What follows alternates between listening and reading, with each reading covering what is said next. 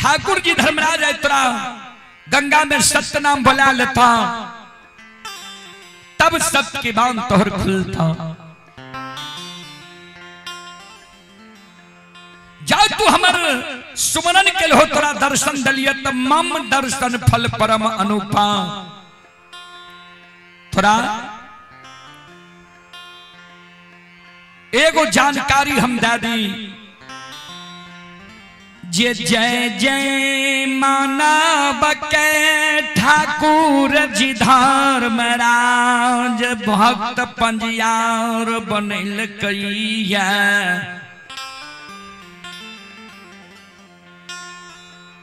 सबके बुरबक जैन के ठेक लेल कैया, बेवकूफ बना दिल कैया।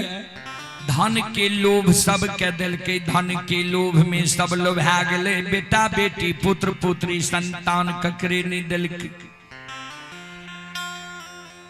हमर दर्शन हमर सुमरन के लिए तोरा हम दर्शन दिलिया। एगो चेतावनी तोरा हम दे दै छिया, जे भक्त पजियार बने से पहले तू जे मांगबो तोरा देता। तो सबसे पहले तू सेज बख्शाली हो, जे तोहर वंश खानदान चले। जगत जननी भगवती बेनी बाबा के बाया पहुंचा से उड़ गए।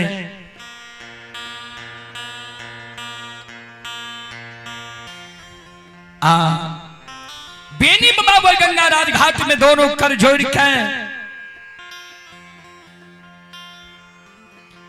आवाज लगावे, सरकार के हमरा गंगा में सट के बांध लिए के दैत भूत देवी देवता गंगा के किनार में छिए। हमारे सामने में समाधान होइयो। ठाकुर जी धर्मराज बाबा गंगा के किनारे में बेनी बाबा के सामने में समाधान भेजे। यादव जी हम ही तोरा गंगा में सच के बांध लिया है। बेनी बाबा कल के सरकार कौन कारण कौन गलती हमरा से भेले जे गंगा में यहाँ हमरा सच के बांध लिया है। धर्मराज बाबा कल के तोरा से गलती नहीं भेल। हे हो यादव जी,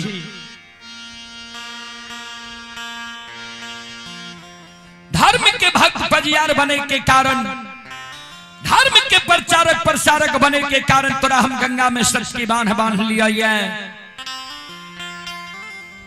तोरा गला में माला दबा, हाथ में ताम तुलसी शालिग्राम दबा, गंगा में तू सत्य नाम बोल जई हो, भक्ति गई छली हो।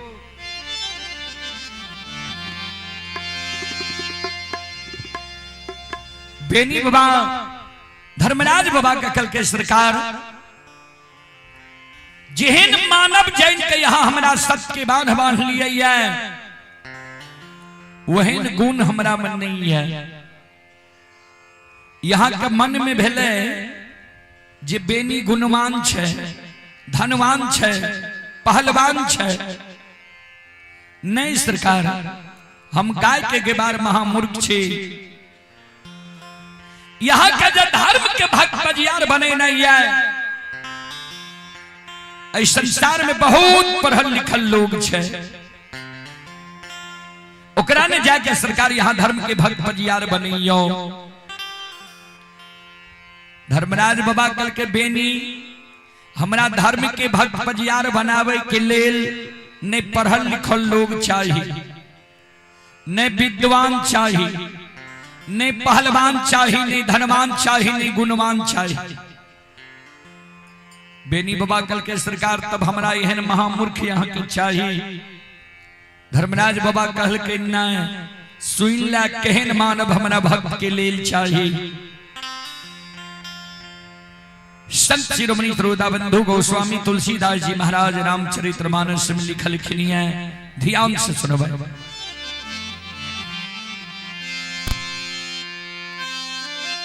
निर्मल मन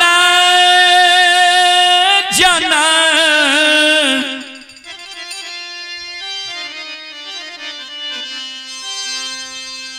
सो मोहि पाबा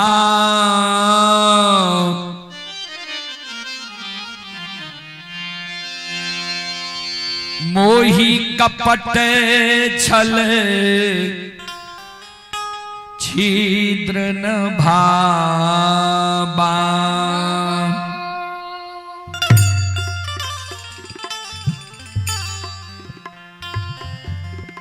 निर्मल मन जन सो मोहि पाबा मोहि कपट छल छिद्र न भाबा। जेकर निर्मल मन छे, जेकरा मन में छल नहीं छे, प्रपंच नहीं छे, घुर्जी नहीं छे, छो पात नहीं छे, एहन मानव हमरा भक्त के लेल चाहिए। यादव जी हे हो तोरा हम जांच लिया तब हम गंगा में तोरा सत्य के बांध लिया।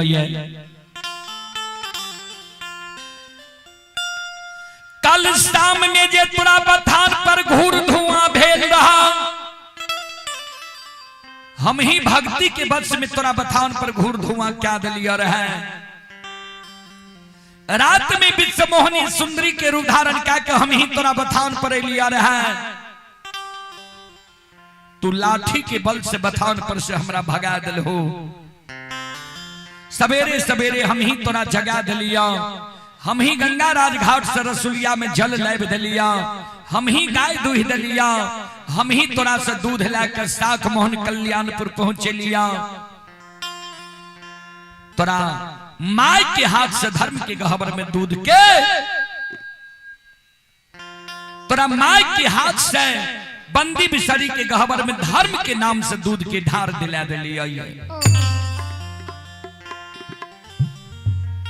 हम ही तोरा 64 वन जंगल में मोर मंजूरनी के रूप धारण के गाय के भड़का दिलिया। हम ही गंगा के किनार में अनेकों प्रकार के तंबू तलान तान लिए, अनेकों प्रकार के बाग बगीचा लगे लिए। एक तोरा धर्म के भक्त बजियार बने के कारण हे हो यदुवंशी सब कुछ से तोरा हम जांच ले लिया। जहिना सोनार सोना के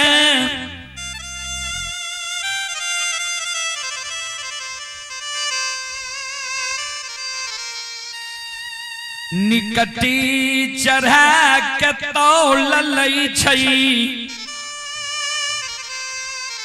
कसौटी चढ़ा के असली नकली के पहचान क्या ले छे। वही ना धर्म के पलड़ा पर तोरा हम असली नकली के पहचान क्या ले लिया। तू हमार धर्म के भक्त पजियार बने योग छो। बेनी बाबा कल के सरकार तक जैने के यहाँ हमारा गंगा में सच के बांध लिए। ये धर्मराज बाबा कल के हाँ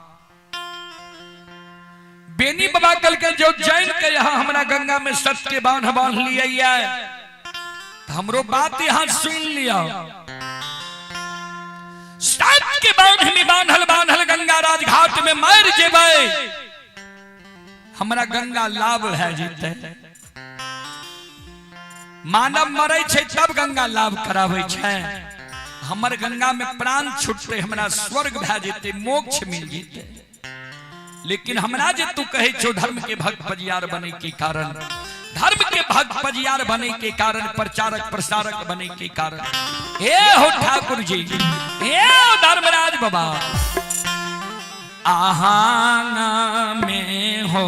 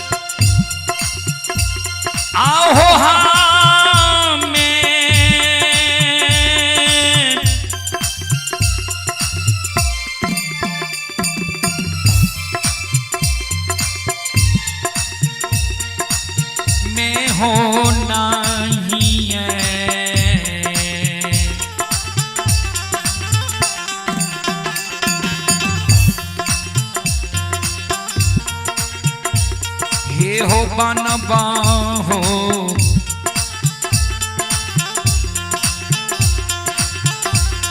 लीलाधारी दे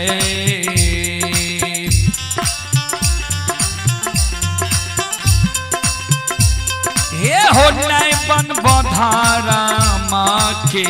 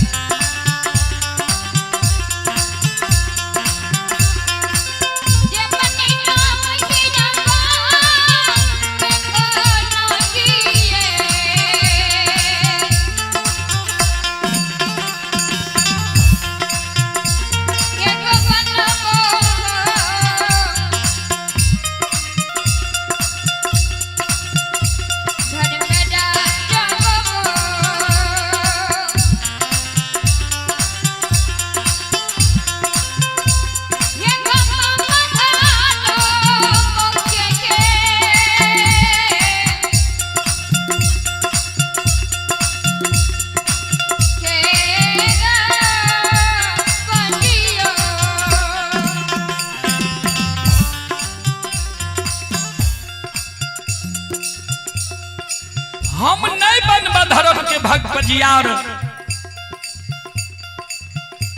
नहीं बनबा तोहर प्रचारक प्रसारक। ध्यान देव श्रोता बंधु माँ बहन बाबू भैया सब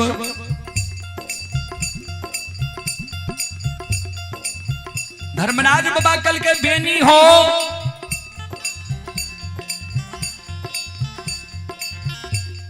तो गंगा में प्राण त्याग ले तैयार छो, लेकिन धर्म के भक्त पजियार बने ले तैयार नहीं छो। से क्या कौन कमी छे जे धर्म के भक्त पजियार बने ले तू तैयार नहीं छो।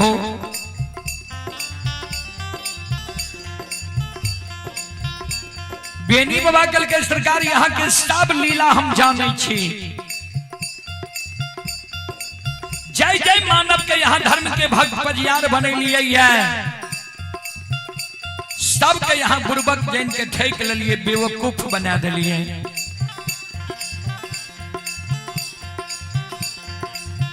धर्मराज बाबा कल के केकरा हम ठक लिए बेनी बाबा कल के सुन लिया सरकार।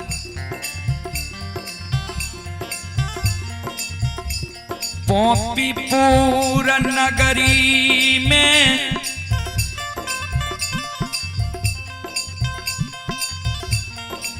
ज्योति बाबा के यहाँ धर्म के भक्त पजियार बन लिए।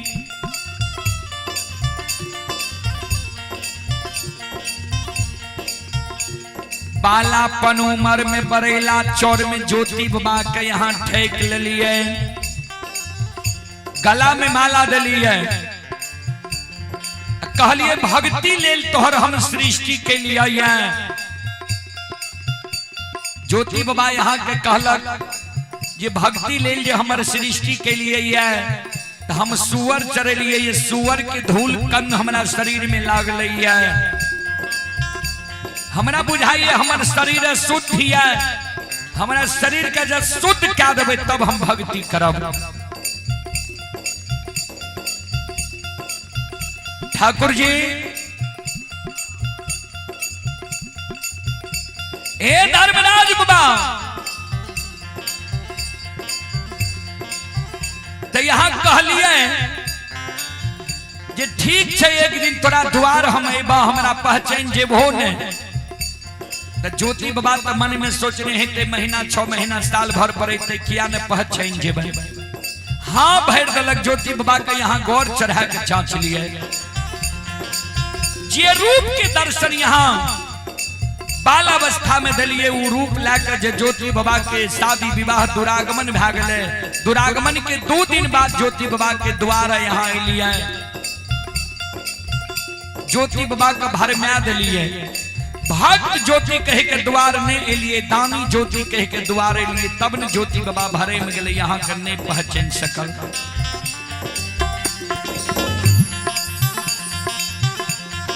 वो जरा सा गलती के कारण यहाँ ज्योति बाबा के बिना अन्न बिना जल बिना नींद बिना नारी बिना जोरी छाहर के 12 वर्ष के लिए जंगल लिख लिए। चले पुरस्कार की ओर आप हैं। जय मां काली, ग्राम सकरौली, जिला सहरसा, प्रखंड सिमरी बख्तियारपुर से सिकेंद्र यादव। सिकेंद्र यादव के सुपुत्र हैं राजा कुमार। श्रद्धालु चेन्नई से यह कार्यक्रम अभी लाइव देख रहे हैं। श्रद्धालु की ओर से शानदार 11 रुपए की पुरस्कार आए हैं। श्रद्धालु को बहुत बहुत धन्यवाद, लाख लाख शुक्रिया, बहुत बहुत साधुवाद। जय हो दानी श्रद्धालु की जय हो, जय हो दानी श्रद्धालु के समस्त परिवार की जय हो। और आप ही संत शिरोमणि त्रोदाबंधु माँ बहन बाबू भैया सब प्रिय भरत यादव के पोता बिट्टू राज एवं प्रशांत कुमार, प्रत्युष कुमार, तीनों बच्चों की ओर से शानदार 51 रुपए की पुरस्कार आए हैं। श्रद्धालु को बहुत बहुत धन्यवाद, लाख लाख शुक्रिया, बहुत बहुत साधुवाद। जय हो दानी श्रद्धालु की जय हो, जय हो दानी श्रद्धालु के समस्त परिवार की जय हो।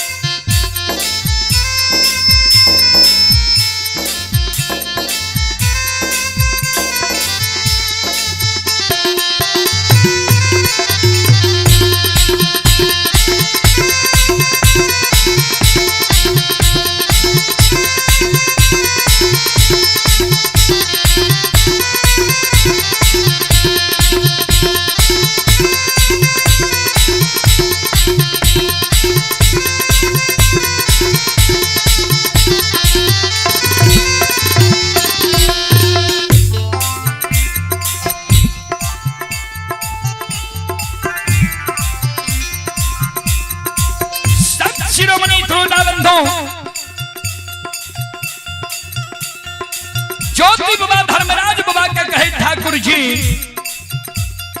केदली के दुख ज्योति बाबा सह लेलक, तैयो ज्योति बाबा का यहाँ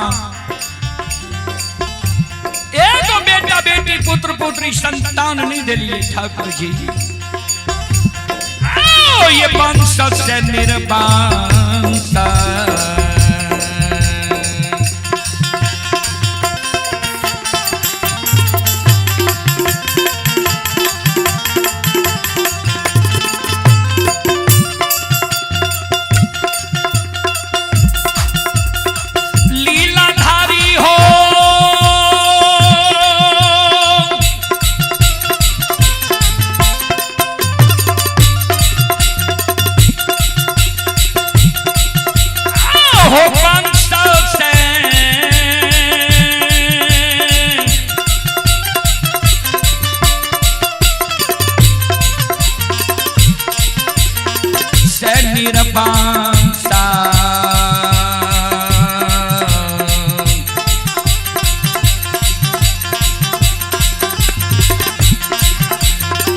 बनेल हो धर्मराज बाबा।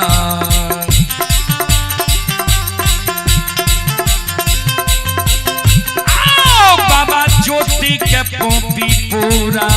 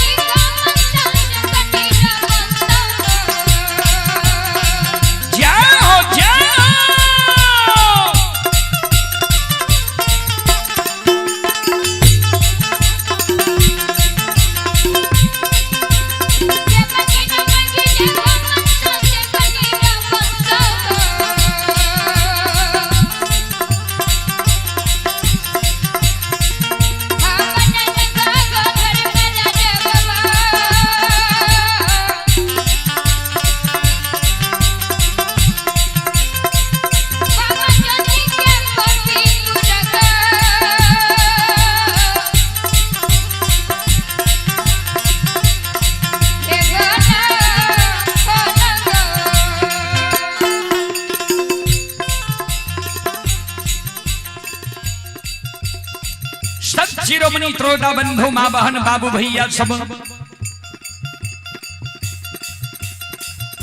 बेनी बाबा कल के सरकार दोस्तर में यहाँ उज्जैनी नगर में उदय बाबा का धर्म के भक्त पजियार बने लिए उदय बाबा का की नहीं दलिए यहाँ उदय बाबा गरीबों में महागरीब राजा के यहाँ से सरसों तोरी रेचा लावे रहे कटही कल्हू में छाती के बल से तेल पेर के तेल राजा के पहुंचा दे खली बेच के उदय बाबा के गुजर जाए रहे।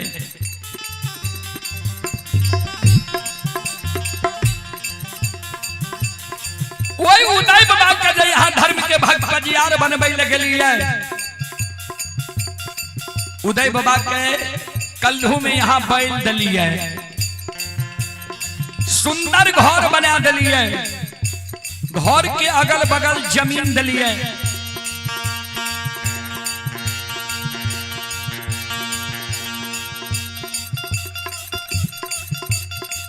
उदय बाबा के सोना के कल्हू दली है उदय बाबा के करीब से अमीर बना दली है सेठ साहूकार बना दली है इतने गुण है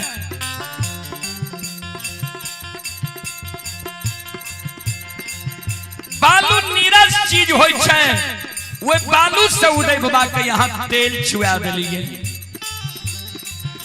बालू से तेल चुआवे आवे अब भक्त पजियार के एगो बेटा बेटी दिल नहीं आवे उदय बाबा के उज्जैनी नगर में एगो बेटा बेटी पुत्र पुत्री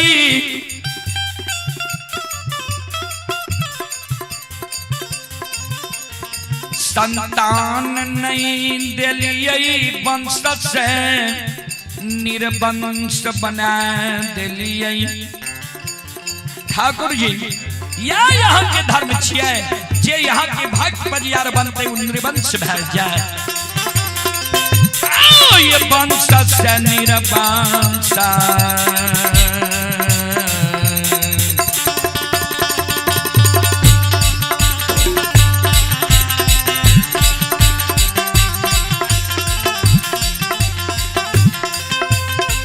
लीलाधारी हो वंश से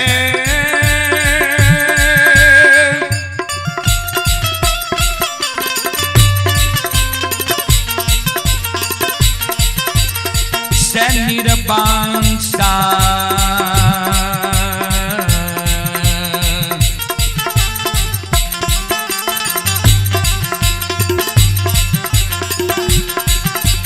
बनल हो धर्मराज बाबा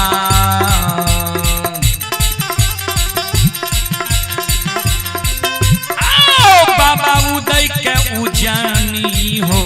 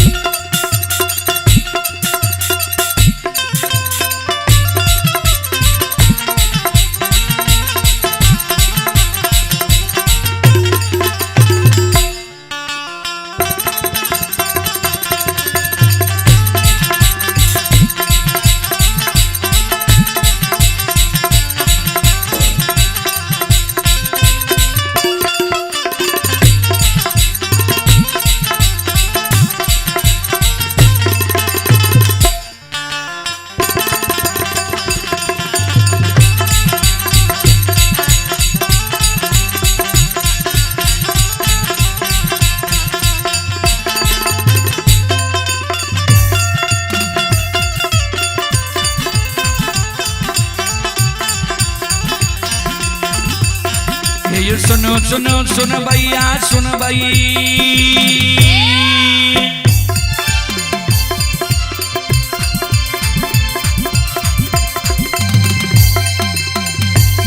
हे सुनो सुनो सुन भैया सुन भई ओ भैया बज भैया सुन भई आइए माँ बहना गोठियारी के सुन भई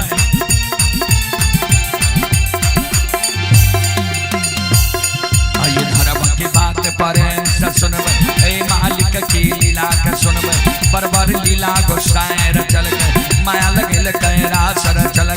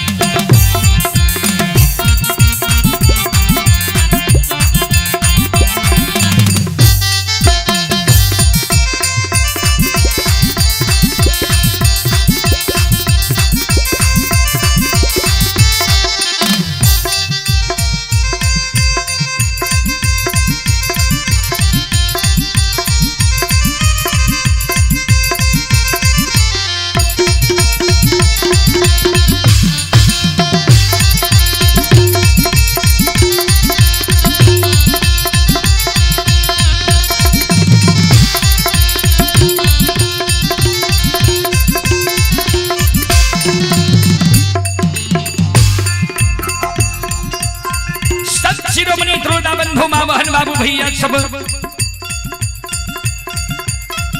बेनी बाबा धर्मराज बाबा का कहे ठाकुर जी तेसर में यहाँ उज्जैनी नगर में उदय बाबा का भक्त बजियार बने लिए तेसर में यहाँ मोकमा नगरी में अंदू बाबा का धर्म के भक्त बजियार बने लिए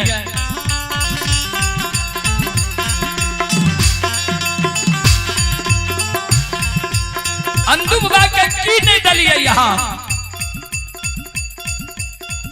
अंदू बाबा का दौना फुलबारी दली है होर के बैल दली है डेरहिया पर बखारी दली है चाची है नंदू बाबा का दलिए जे नंदू बाबा के हमर से कोई निराश भाकर नहीं जाए।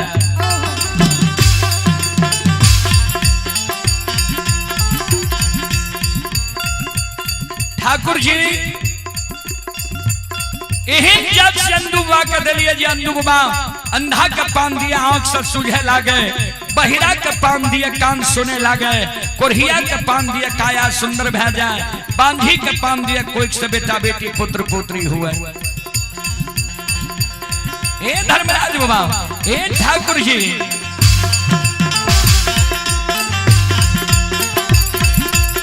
चले पुरस्कार की ओर। संत शिरोमणि त्रोदा बंधु मां बहन बाबू भैया सब आप ही दिनेश यादव के सुपुत्र हैं सूरज कुमार और नीरज कुमार, दोनों भाई की ओर से श्रद्धा के साथ बड़े उदार दिल से शानदार 101 रुपए की पुरस्कार आए हैं। आप हैं संजय यादव डीलर साहब, पिता हलधर प्रसाद यादव स्थानीय निवासी। श्रद्धालु की ओर से 101 रुपए की पुरस्कार आए हैं। श्रद्धालु को बहुत बहुत धन्यवाद, लाख लाख शुक्रिया, बहुत बहुत साधुवाद। जय हो दानी श्रद्धालु की जय हो, जय हो दानी श्रद्धालु के समस्त परिवार की जय हो।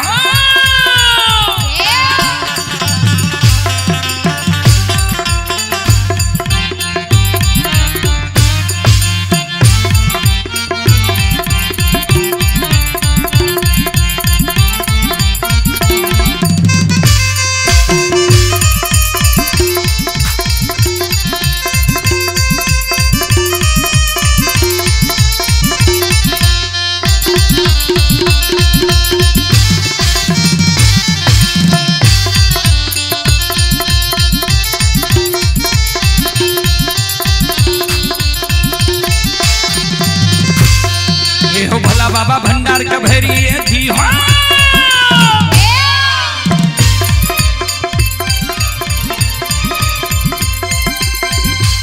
हे हो भला बाबा भंडार का भैरी थी हो, ज्ञान के दीप सरस्वती जलई हो। आइए तन से ने भूलता मन से ने छोड़ता,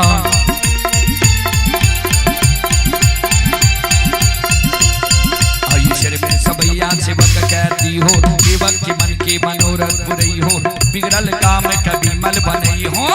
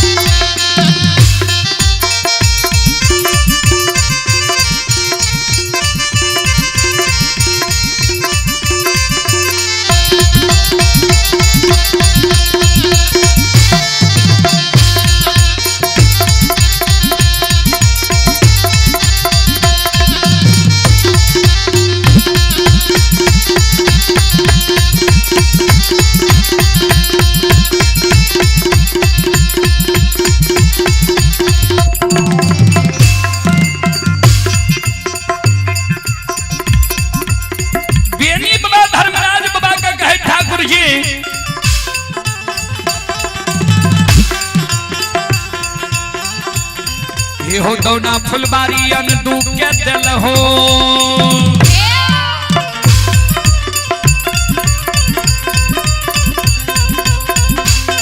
ये हो दौना फुलबारी अनदू के दिल हो, होर के बैली अनदू के दिल हो। ये हो डेरिया बखारी अनदू के दिल हो,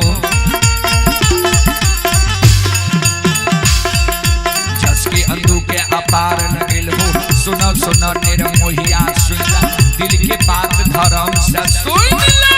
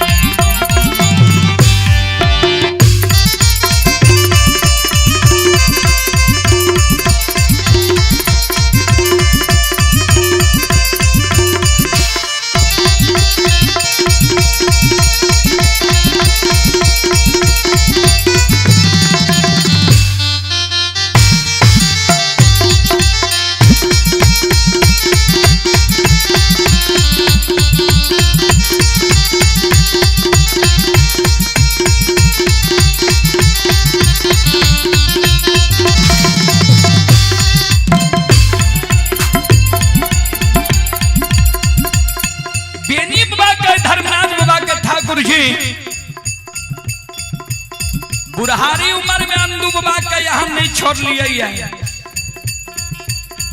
झुआ बन खुरका बन जंगल में यहाँ चले ने घुरे छिए गंगा किनारे में थर थर कैंप रह लिया तैयो अंदू बाबा का यहाँ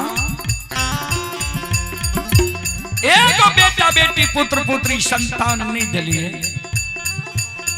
और ये वंश से ये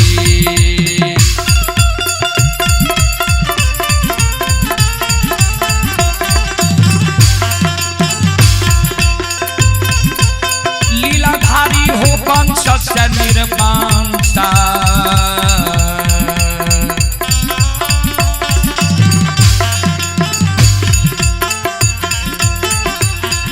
बनल हो धर्मराज बाबा बाबा अंदू के मौका मां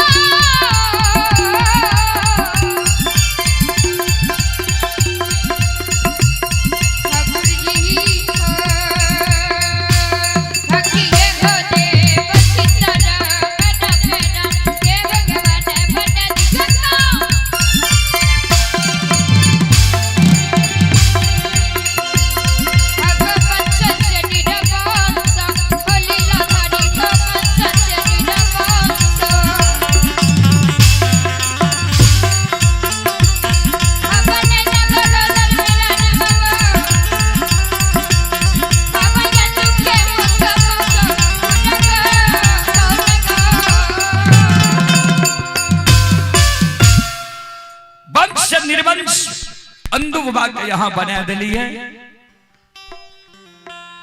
आए हमारा यहाँ गंगा में बांध लिए धर्म के भक्त पजियार बने के कारण ठाकुर जी हे ओ धर्मराज बाबा हमें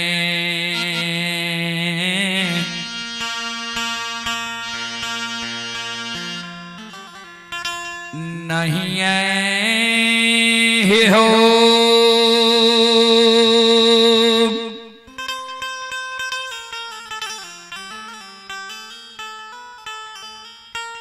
हे हो बना बा दाता हो नी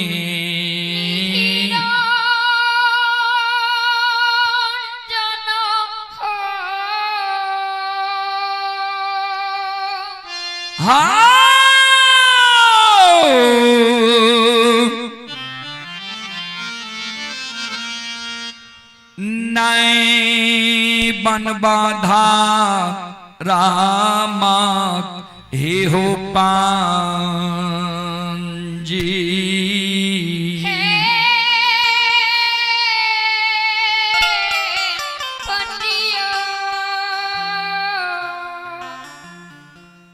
सब के ठेक लल्हा आय हमरा गंगा में बांध रहा है धर्म के भक्त बजियार बने के कारण हम नहीं बनब ठाकुर जी धर्म के भक्त बजियार धर्म के प्रचारक प्रसारक श्रोता बंधु चले पुरस्कार की ओर आप ही ललित कुमार की ओर से ललित कुमार की ओर से शानदार 21 रुपए के पुरस्कार आए हैं और कुंदन बाबू पजियार कुंदन पजियार गोडियारी की ओर से 21 रुपए की पुरस्कार आए हैं। श्रद्धालु को बहुत बहुत धन्यवाद लाख लाख शुक्रिया बहुत बहुत साधुवाद। जय हो दानी श्रद्धालु की जय हो दानी श्रद्धालु के समस्त परिवार की जय हो। धर्मराज बाबा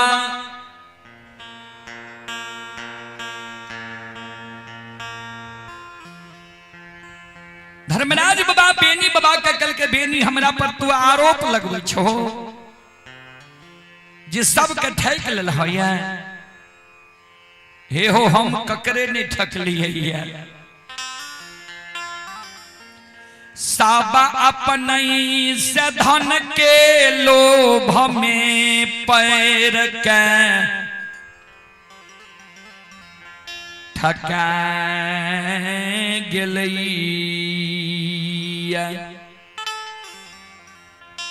यादव जी जाके रही भावना जैसी, प्रभु मूरत देखी तिन्हें तैसी।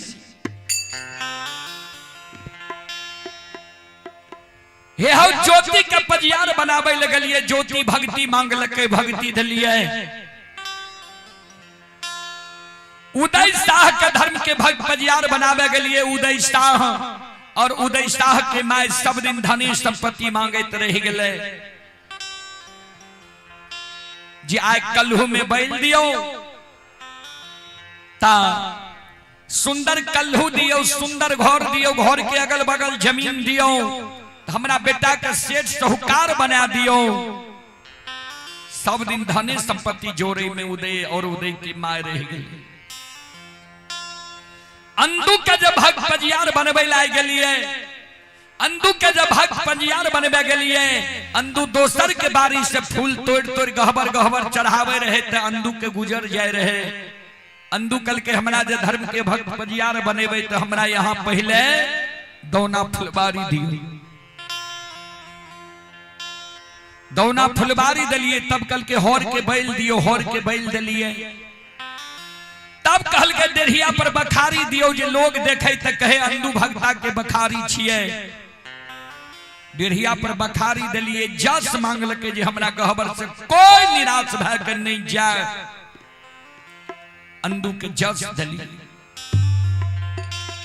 अंधु के कह दिलिए पान दिए भक्ता पुरावे देवता, जकरा पान देबो जातक सत्य धर्म पर रहबो, हम तोरा बचन के पुरा देबो।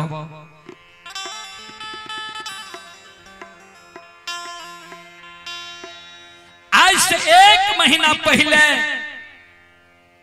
अंधु के कहलिए जे तोहर बेस बुढ़ा गलो ये,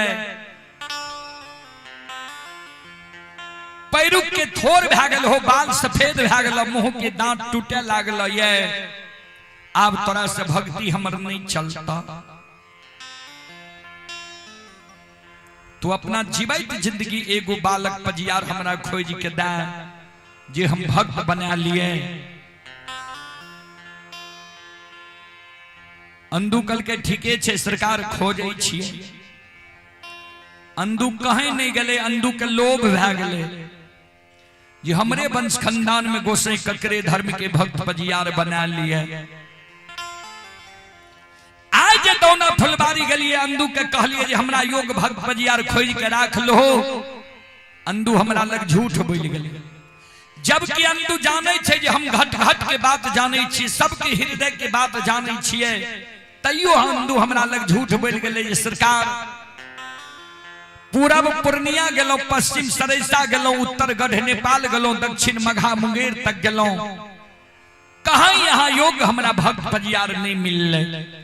हमरे वंश खानदान में ककरे यहाँ धर्म के भक्त पजियार बना लियो, कहो।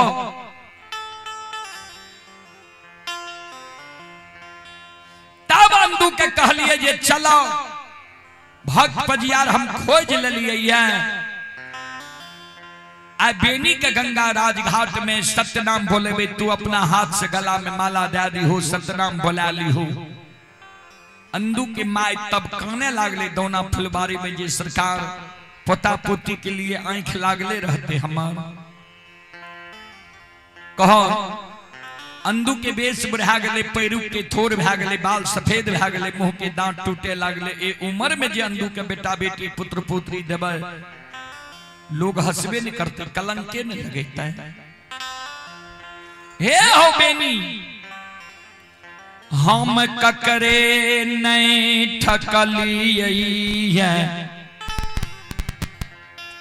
सब अपने से धन के लोभ में पैर के ठका गेलिए। तू बोलो तोरा की चाहिए?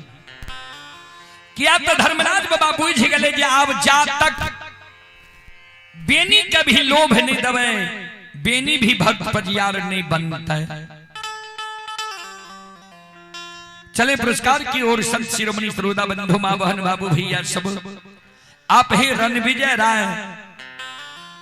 राय जी ग्राम घोंघेपुर थाना महिषी जिला सहरसा के निवासी हैं और ये श्रद्धालु अभी दुबई में यह कार्यक्रम लाइव देख रहे हैं यूट्यूब व फेसबुक के जरिए। श्रद्धालु की ओर से श्रद्धा की साथ भरी उदार दिल से शानदार 101 रुपए की पुरस्कार आए हैं। श्रद्धालु को बहुत बहुत धन्यवाद, लाख लाख शुक्रिया, बहुत बहुत साधुवाद। जय हो दानी श्रद्धालु की जय हो, जय हो दानी श्रद्धालु के समस्त परिवार की जय हो।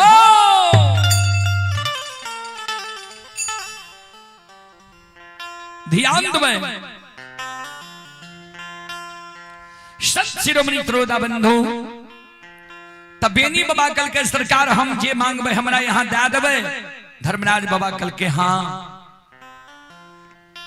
बेनी बाबा कल के सरकार हमरा विश्वास नहीं हुई है जे हम मांगबे यहाँ हमरा दे देबे। यहाँ जे हमरा जे मांगबे वो चीज दे देबे तो जहिना यहाँ गंगा में हमरा सत्य के बांध बांधने छिए वहिना यहाँ गंगा में खड़ा भे जइयो हमरा साथ सत करियो तब हम मांगब नहीं मांगब। धर्मराज बाबा कहलखिन ये हमर बानी असत्य नहीं छे, तू मांगो जे मांगबो तोरा देबो, बोलो की चाहिए तोरा। बेनी बाबा धर्मराज बाबा का कल के ठाकुर जी सुनो ध्यान देवे श्रोता बंधु जे माँ जगत जननी कहल के रहे बेनी बाबा के जे सेज बख्शाली हो। अब बेनी बाबा की मांगल के ध्यान देवे। बेनी बाबा धर्मराज बाबा का कहे ठाकुर जी सुनो हमारा जो धर्म के भक्त पंजियार बनई बई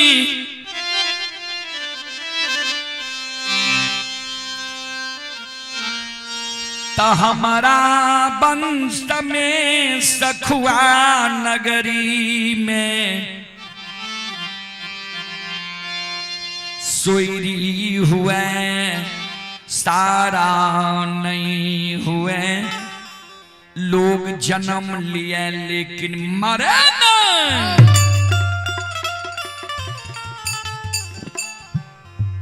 ध्यान दो भगवती कल के रे सेज बख्शाली हो। अब बेनी बाबा धर्मराज बाबा से मांग लगे जे हमरा जे धर्म के भक्त पजियार बनेबे तो हमरा वंश में सखुआ नगरी में सोयरी हुए सारा नहीं हुए लोग जन्म लिया मरे नहीं।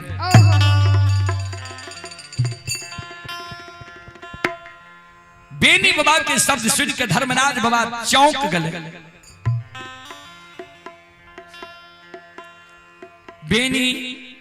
बेनी बाबा का धर्मराज बाबा कहे बेनी तू की मांग लो हो।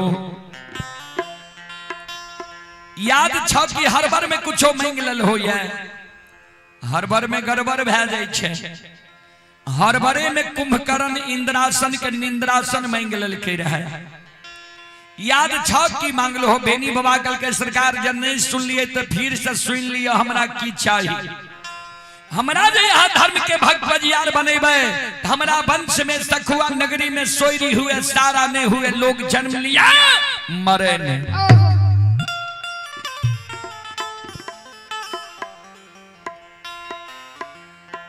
बेनी बाबा कल के यादव जी तुझे जन्म लेल है स्थल के की कहे छे याद छ जानकारी छ तोरा। बेनी बाबा कल के सरकार बूढ़ा बाबा सब कहे रहे जी ई मृतलोक छिए। कल के मृतलोक के अर्थ जाने छो। बेनी बाबा कल के सरकार पहलिए ने हम यहाँ के कह दिलो जी हम पढ़ल लिखल नहीं छिए गाय के गेबार महामूर्ख छिए। धर्मराज बाबा कल के तो सुन ले मृतलोक के अर्थ की होय छे। जे मानव एहि लोक में जन्म लेलकैया वो मानव के एक न एक दिन मृत्यु की सैया पर सुतैल पड़ते। एक न एक दिन चोला चाम के त्यागैल पड़ते। मानव तन के लिए नैहर छिए। जहिना नैहर के अर्थ होय छे जहां नहीं रहना है। जेना हमरा माय बहन के पालन पोषण होई छे, नैहर में समय बीते छे सासुर में, वही ना एक न एक दिन ऐ जीव के सासुर रूपी परमात्मा के घर जाए पड़ते। तू जे वरदान मांगे छो पूरे वाला छे। बेनी बाबा कल के सरकार नहीं पूरे वाला छे, धर्मराज बाबा कल के नहीं, तो बेनी बाबा कल के सरकार हमहू यहाँ से धर्म के भक्त बजियार बने वाला नहीं छी। हमरो सत्य के बांध के खोल दियो, हमहू गाय लाके 64 वन जंगल चल जेबे, यहाँ घर हमहू घर, हमरा पजियार बने के लोभ नहीं है। लेकिन धर्मराज बाबा के तो धर्म के भक्त पजियार बने न रहे बाबूजी। संत शिरोमणि त्रोदा बंधु मां बहन बाबू भैया सब धर्मराज बाबा बजरंग बली के इशारा कल के जे अंधु के कहियो, बिना सुई बिना धागा के जे फूले में फूल गुथ के अंधु के गला जो हार बनल के कहियो अंधु के गला में माला देते, हाथ में ताम तुलसी शालिग्राम देते, बेनी के धर्म के भक्त बजियार बना लेते। बजरंग बली चौंक गले, सरकार एकर अर्थ छे बेनी जे मांगल के यहाँ से वरदान देले तैयार छिए। धर्मराज बाबा कल के हाँ। बजरंग बली कल के सरकार तब ते एक दिन धर्म में कलंक न लग जीता है।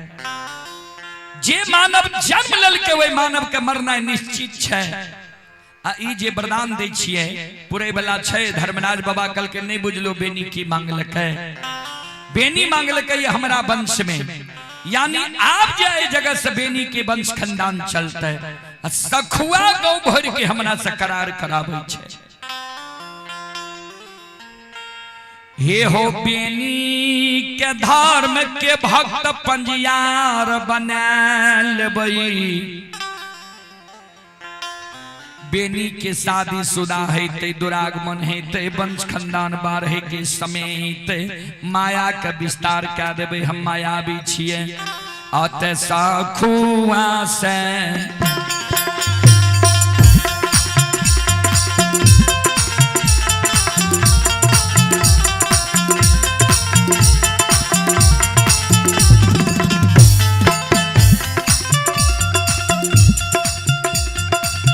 हो बजरंगी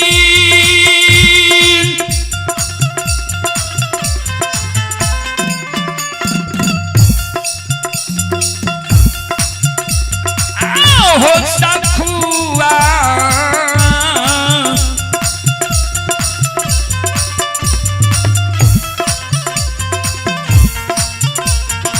हुआ से उपटाइए के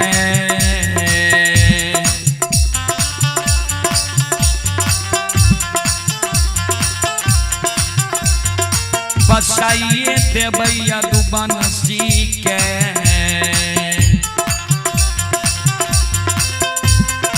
बसा देवै दोस्तारो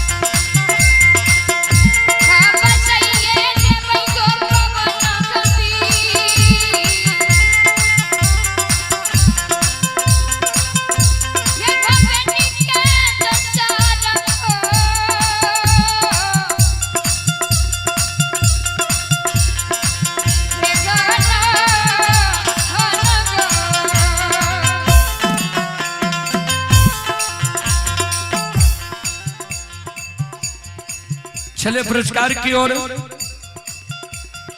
संत शिरोमणि दरोदा बंधु आप हैं सिकेंद्र यादव के सुपुत्र राजा कुमार, श्रद्धालु ग्राम सकरौली, थाना सिमरी, बख्तियारपुर जिला सहरसा के निवासी हैं। और ये श्रद्धालु अभी चेन्नई में यह कार्यक्रम लाइव देख रहे हैं। श्रद्धालु की ओर से श्रद्धा की साथ बड़ी उदार दिल से शानदार 11 रुपए की पुरस्कार आए हैं। श्रद्धालु को बहुत बहुत धन्यवाद, लाख लाख शुक्रिया, बहुत बहुत साधुवाद। जय हो दानी श्रद्धालु की जय हो, जय हो दानी श्रद्धालु के समस्त परिवार की जय हो।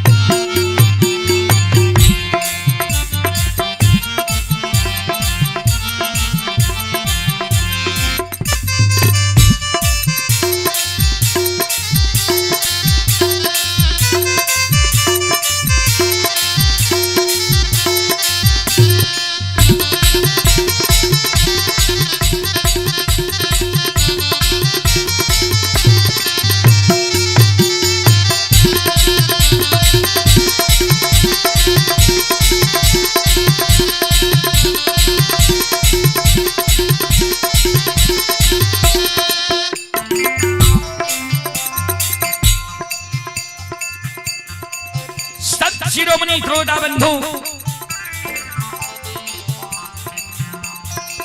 देखिए भगवान की लीला। ए हमारी माँ बहन बाबू भैया सब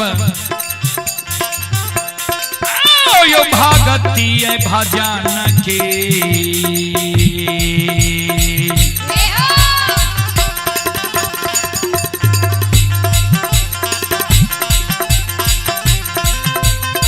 यो सुन भैया भगती यो भजन की।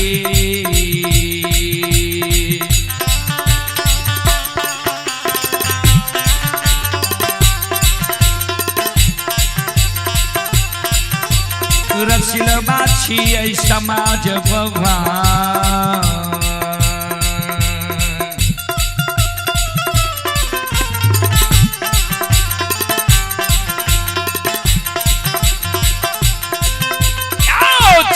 दुलरुआए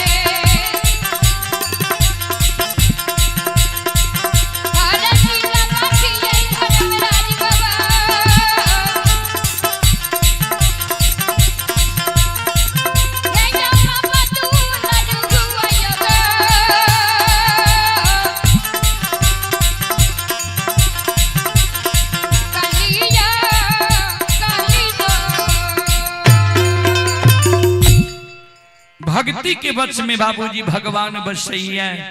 भक्त के वश में है भगवान, भक्त के वश में है भगवान। भक्त बिना वो कुछ भी नहीं है, भक्त है उसकी शान, भक्त के वश में है भगवान। चले पुरस्कार की ओर। आप हैं अजय कुमार यादव जी, अजय कुमार यादव जी की ओर से श्रद्धा के साथ बड़े उदार दिल से शानदार 21 रुपए के पुरस्कार आए हैं। श्रद्धालु को बहुत बहुत धन्यवाद, लाख लाख शुक्रिया, बहुत बहुत साधुवाद। और आप हैं राकेश यादव, दमगढ़ी थाना सौर बाजार वार्ड नंबर 16 जिला सहरसा। और ये श्रद्धालु अभी सिंगापुर यानी विदेश में यह कार्यक्रम लाइव देख रहे हैं। सिंगापुर से ये श्रद्धालु की ओर से 101 रुपए के पुरस्कार आए हैं। और श्रद्धालु लिख रहे हैं कि यहाँ अभी रात का 1:45 बज रहा है। श्रद्धालु की ओर से 101 रुपए की पुरस्कार आए हैं। श्रद्धालु को बहुत बहुत धन्यवाद, लाख लाख शुक्रिया कि सात समुद्र पार रहकर भी अपने देश की गीत संगीत मिट्टी से इतना ज्यादा प्यार करते हैं। श्रद्धालु को बहुत बहुत धन्यवाद, लाख लाख शुक्रिया, बहुत बहुत साधुवाद। और आप हैं Prince DJ entertainment house Pachbhinda, थाना मरौना, जिला सुपौल, प्रोपराइटर अजय जी। श्रद्धालु की ओर से 21 रुपए के पुरस्कार आए हैं। श्रद्धालु को बहुत बहुत धन्यवाद, लाख लाख शुक्रिया, बहुत बहुत साधुवाद। जय हो दानी श्रद्धालु की जय हो, जय हो दानी श्रद्धालु के समस्त परिवार की जय हो। अइला सेवकिया बाबा तोहरे दोहरिया हो बाबा हो।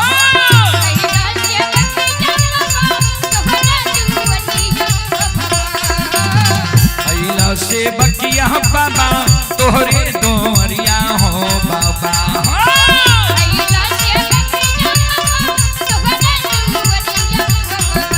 बाबा हो सेवक के मन के मनोरथ रही हो बाबा।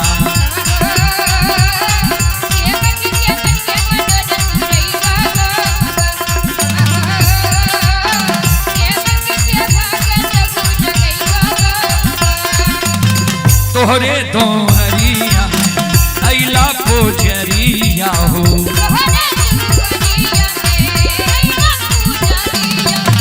एक बेरा फेरी दी हो सेवक पर नजरिया हो।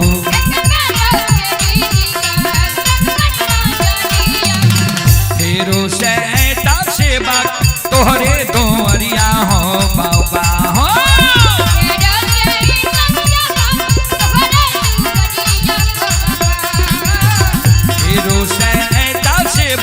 तोहरे दोहरिया हो बाबा हो।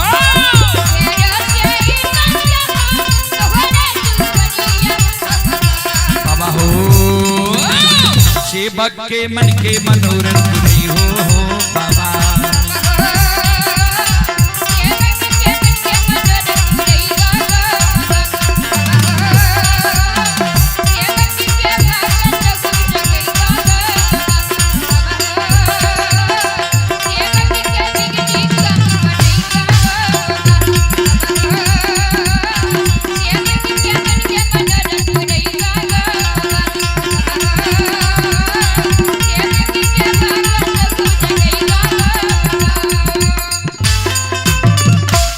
बोल बोल सच्चे दरबार की। संत शिरोमणि श्रोता बंधु, माँ बहन बाबू भैया सब ध्यान दो श्रोता बंधु। संत शिरोमणि श्रोता बाबू धर्मराज बाबा के साथ सुन के बजरंग बली अंदू बाबा का इशारा क्या दिल के जे अंदू बेनी के गला में माला दियो, हाथ में ताम तुलसी शालिग्राम दियो, बेनी के सत्यनाम गंगा में बोला लियो, धर्म के भक्त पजियार बना लियो। बेनी बाबा का भक्त पजियार बनवे के कारण अंदू बाबा हाथ में माला ले छे। अब बेनी बाबा के माला पहिरावे ले जाए छे। ध्यान देवे बेनी बाबा रहे दूध दही खायल मानव, वही समय के 5 हाथ के रहे। अंदू बाबा रहे नाटा कद के। तो अंदू बाबा हाथ में माला लेने छे। बेनी बाबा के कहे सिर नीचा करो ने, गला में माला देव, हाथ में ताम तुलसी शालिग्राम देव, सत्यनाम बोल जई हो, धर्म के प्रचारक प्रसारक बन जई हो।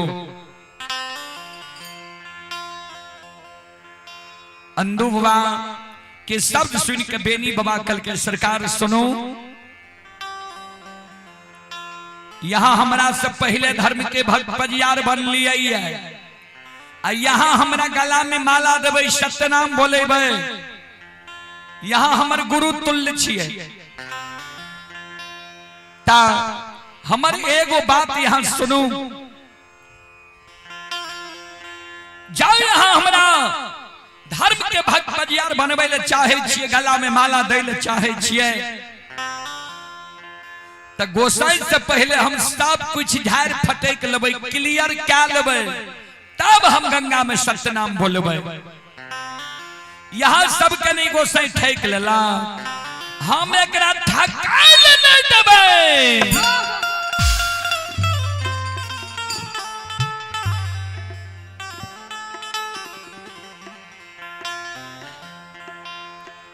धर्मराज बाबा चले ले किनार में,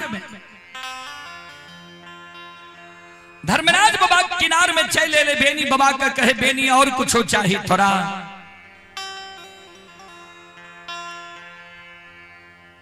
बेनी बाबा कल के सरकार सुनो, सब कुछ झाड़ फटेक लिया, क्लियर क्या लिया, तब हमरा सत्य नाम बोलाबू। कल के बोलो ने की कहे छो, बेनी बाबा कल के सरकार हमरा जे आए जबरदस्ती गंगा में बन के सत्य नाम बोलावे छिए, धर्म के प्रचारक प्रसारक बनवे छिए। कौन ये नीक चीज यहाँ के हमरा में मिल गेल है, हमरा में देख लिये है, जे सत्य नाम हमरा बोलावे छिए। कौन लोभ यहाँ के ये हमरा से किया, तो बूढ़ा बाबा सब कहे रहे, सुर नर मुनि सबकी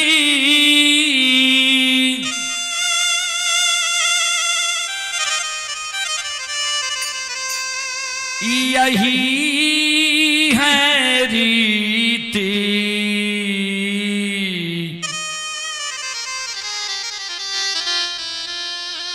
स्वार्थ लागई करई सब प्रीति।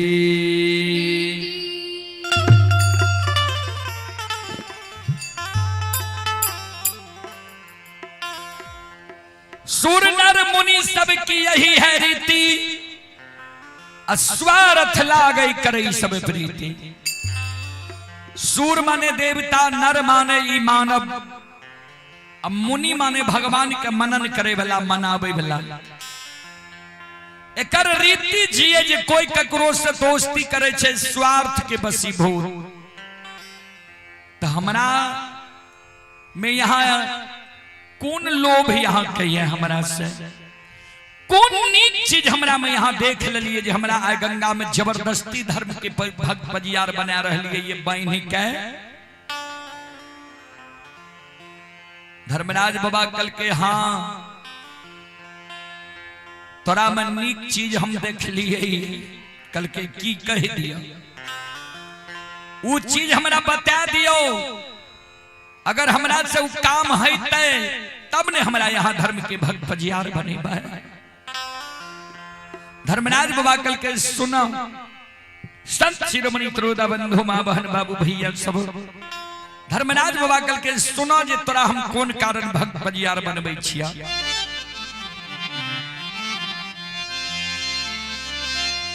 हे हो भगती के कारण पोपी पूरा नगरी में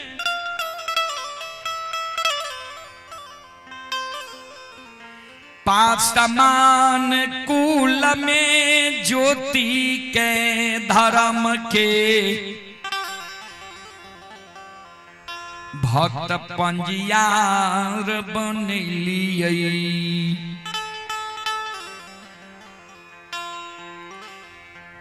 भक्ति के कारण पोपीपुर नगरी में पासमान कुल में ज्योति के धर्म के भक्त पजियार बनलियै।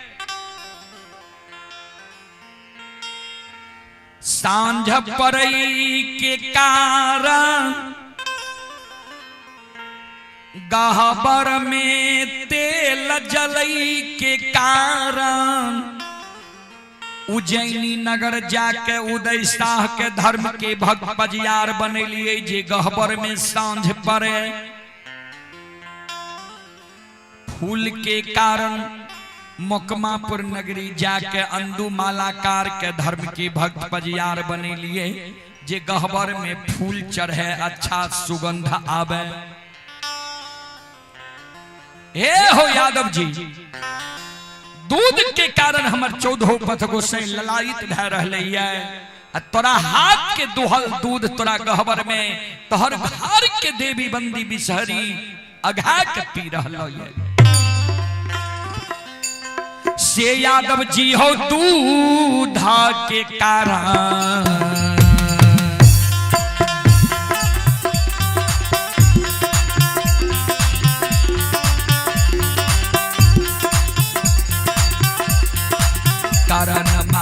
हो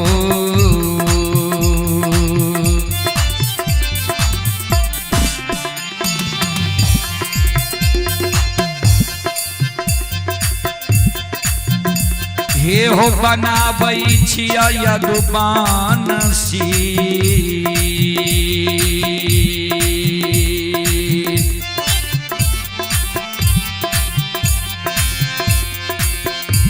ये हो तोरा धराम के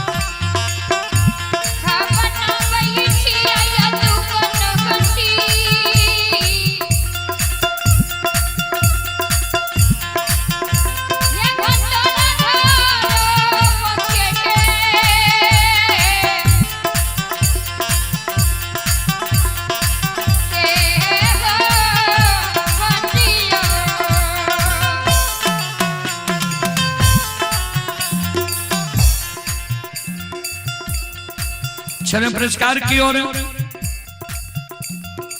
आप ही घनश्याम कुमार यादव की ओर से श्रद्धा की साथ बड़े उदार दिल से शानदार 21 रुपए की पुरस्कार आए हैं और आप हैं सुदिष्ट यादव के सुपुत्र एवं सुपुत्री निशा भारती व राजा कुमार श्रद्धालु की ओर से शानदार 51 रुपए की पुरस्कार आए हैं और आप हैं मनोज यादव के सुपुत्र एवं सुपुत्री संगीता भारती अंशुराज चांदनी राज श्रद्धालु की ओर से 51 रुपए की पुरस्कार आए हैं। श्रद्धालु को बहुत बहुत धन्यवाद, लाख लाख शुक्रिया, बहुत बहुत साधुवाद। जय हो दानी श्रद्धालु की जय हो, जय हो दानी श्रद्धालु के समस्त परिवार की जय हो।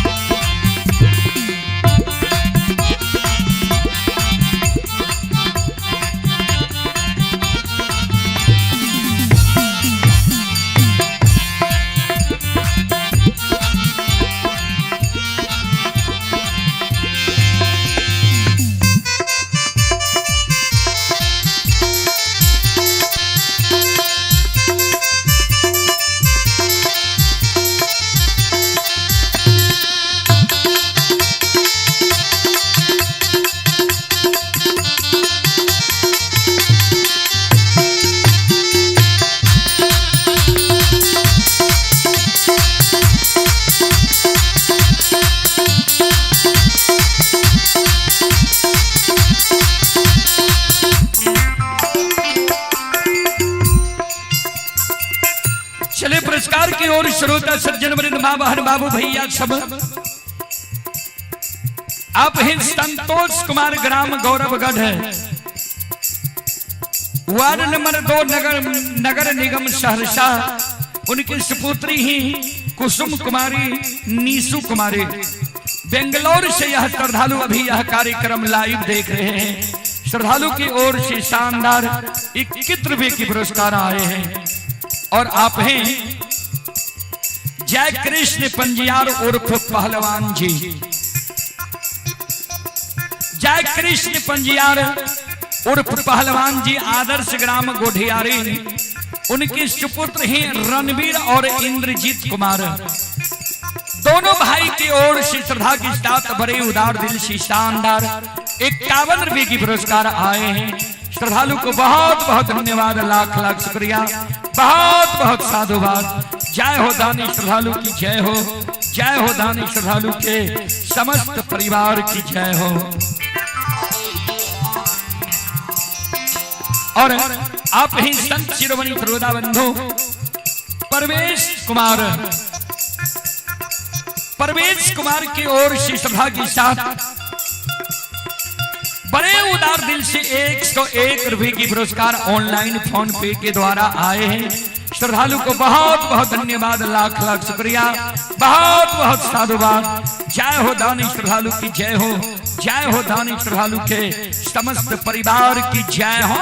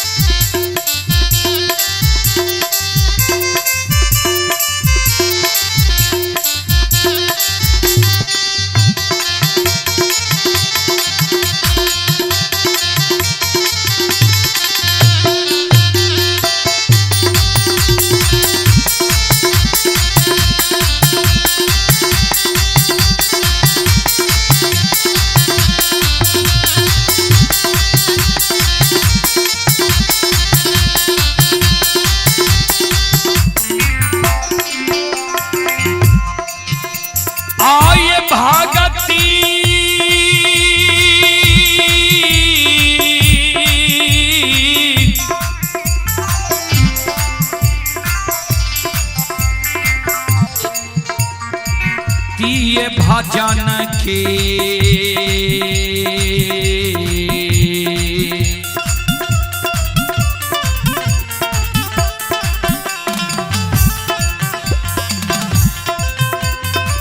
यो सुनबैया यो भगति यो भजन के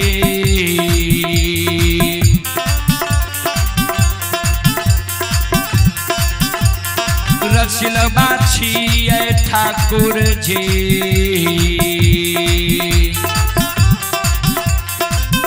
आओ बाबा दुलरुआ हो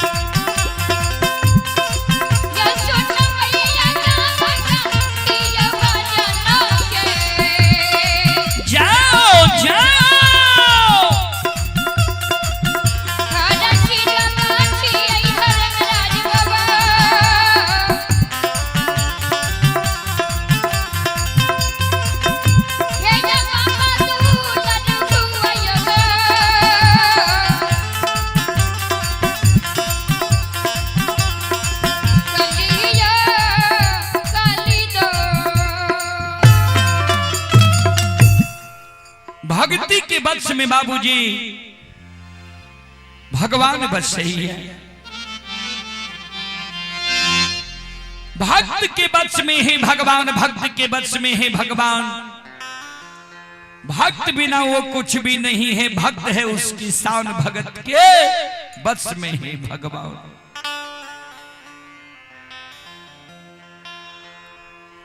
धर्मराज बाबा बेनी बाबा के जे कल के तोरा दूध के कारण हम धर्म के भक्त पजियार बनबै छिया, हे हो तोरा हाथ के दुहल दूध तोरा गहबर में तोहर बंदी बिसहरी भगवती अघा के पिए छा।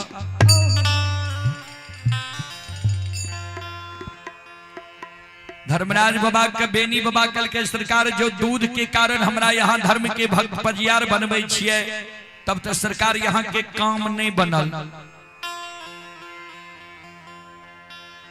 हमरा दूध में कारण छे सरकार। धर्मराज बाबा कल के तोरा दूध में कौन कारण छ? कल के तो सुन लिया हमरा दूध में कौन कारण छे।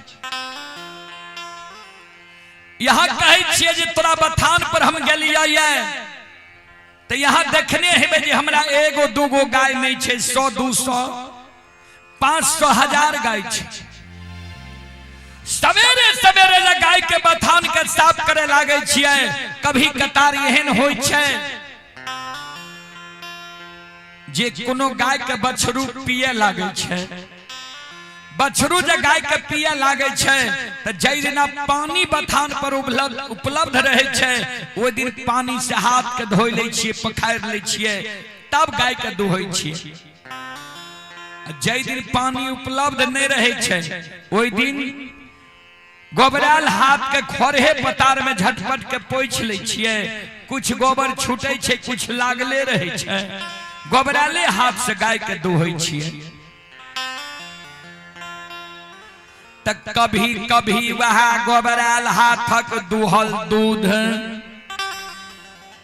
माँ बंदी बिसहरी के गहबर में ढार पड़ जाए रहे, तो माँ बंदी बिसहरी हमरा माफ क्या दे रहे। ता यहों के गहबर में कभी कभी वह गोबराल हाथक दुहल दूध ढार पड़ जाए। श्रद्धा जा यहाँ के पते तब तो हमरा सत्यनाम बोलाबू, नहीं श्रद्धा नहीं पते तो हमरा यहाँ सत्यनाम नहीं बोलाबू।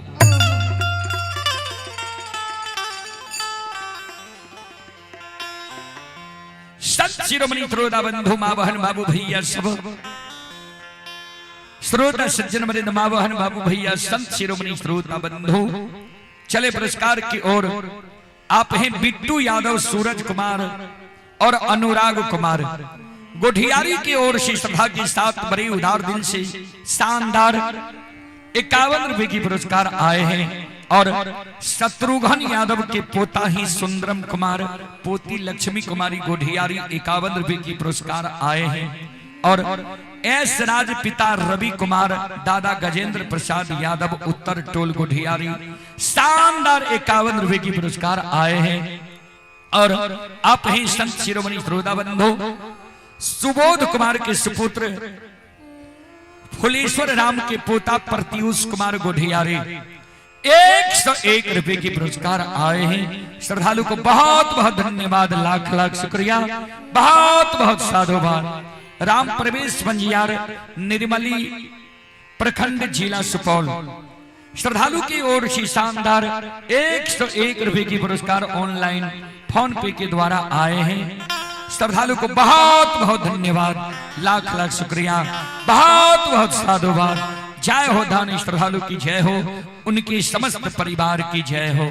और आप ही संत शिरोमणि श्रोता बंधु माँ बहन बाबू भैया सब, ये संजय यादव के सुपुत्र रंजित कुमार, संजय यादव के सुपुत्र हैं रंजित कुमार की ओर से 51 रुपए की पुरस्कार आए हैं। श्रद्धालु को बहुत बहुत धन्यवाद, लाख लाख शुक्रिया, बहुत बहुत साधुवाद।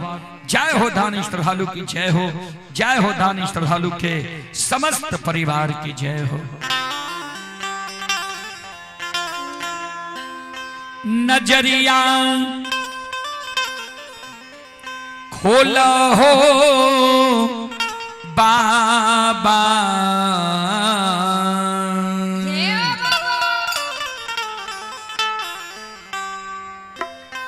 नजरिया खोल हो बाबा भक्तियल तोहर दुआरिया नजरिया खोल हो बाबा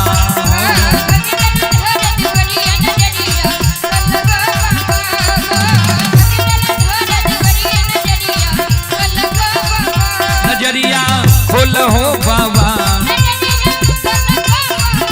नजरिया खोल हो बाबा भक्तियल तोहर दुआरिया नजरिया खोल हो बाबा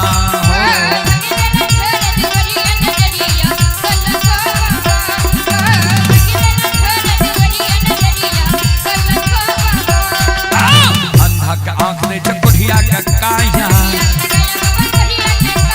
बांधी के पुते निर्धन के माया अंधा के आंख दे चकोढ़िया का काया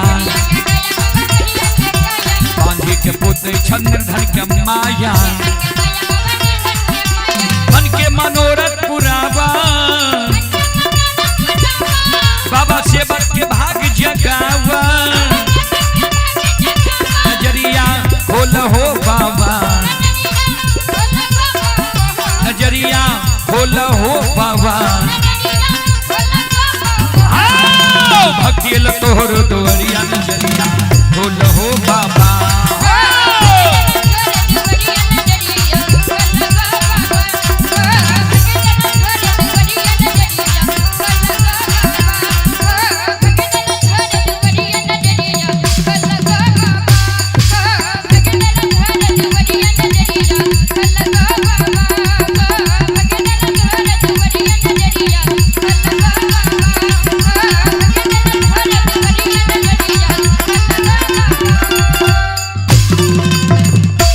बोल बोल सच्चे दरबार रखी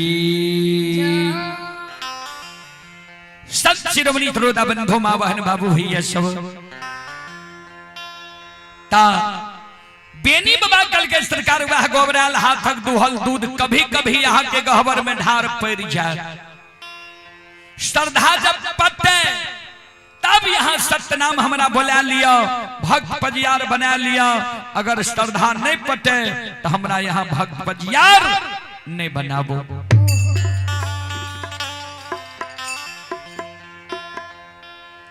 धर्मराज बाबा बेनी बाबा के शब्द सुन के बजरंग बली के ओर देखे लागले हंसे जी बजरंग बली देखियो एकर आत्मा कतेक शुद्ध छे जे कमी छे एकरा में अपने आप बता रहले धर्मराज बाबा कल के यदुवंशी सुना हे हो यादव जी सुना जय यज्ञ में 5 गो चीज के प्रयोग नहीं होई छे उ यज्ञ कभी शुद्ध नहीं हुई छे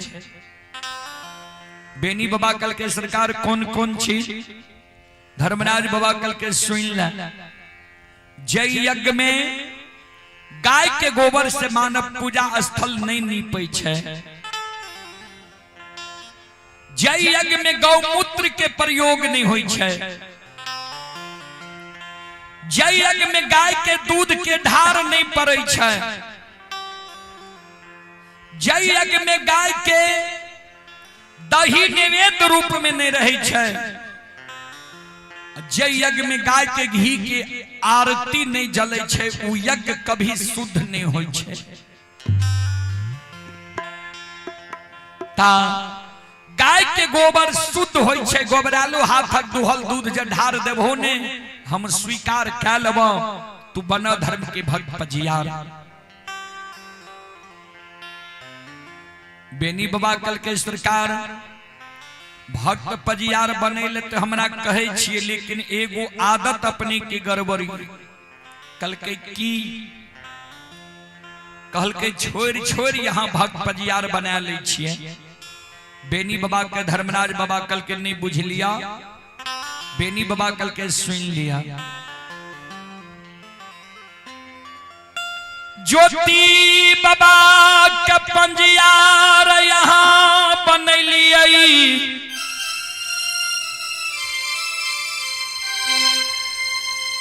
ज्योति बाबा के दली लिखलिए ज्योति बाबा के दली गलई उदय बाबा के यहाँ पंजियार बना लिए उदय बाबा वाणिज्य करे लगले उदय बाबा के छोड़ के यहाँ अंदू बाबा के धर्म के भक्त पंजियार बना लिए अंदू बाबा के आ बुढ़ारी उम्र में छोड़ दिलिए है देखियो शरीर थर थर कांपे छे अंदू बाबा के आई अवस्था में अंदू बाबा के यहाँ जौआ खुरका वन में घिसिए ने घुरे छिए आ अंदू बाबा के छोड़ के आए हमरा गंगा में बांध लिए ये धर्म के भक्त पंजियार बने के कारण एक दिन हमरो छोड़ के ने ककरो और यहाँ धर्म के भक्त पंजियार बना ले ठाकुर जी तो एक दिन जो हमरा छोड़ के ककरो और यहाँ धर्म के भक्त पंजियार बना लेबै तो वहन हम भक्त पंजियार नहीं बने छी नहीं हमरा जो यहाँ धर्म के भक्त पंजियार बनेबै तो हमार बाद यहाँ के कोई पंजियार नहीं बने के चाहिए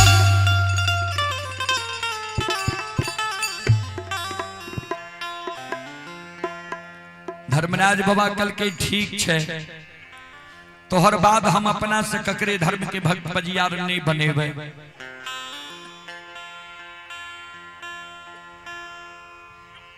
तोरा गला में माला दे छा हाथ में ताम तुलसी शालिग्राम दे छा तू गंगा में सत्य नाम बोल जा धर्म के प्रचारक प्रसारक बन जा श्रोता भगवान यो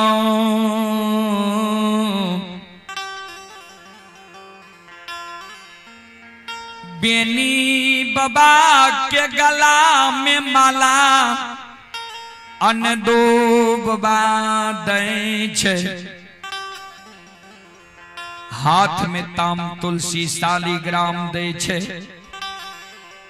अब बेनी बाबा के कहे अंदू बाबा जी बोलो बेनी सत्य नाम बोलो सत्य नाम सत्य नाम बेनी बाबा वही गंगा राज घाट में दोनों कर जोड़ने छे आंख से आंसू गिरे छे आस्ताना ताके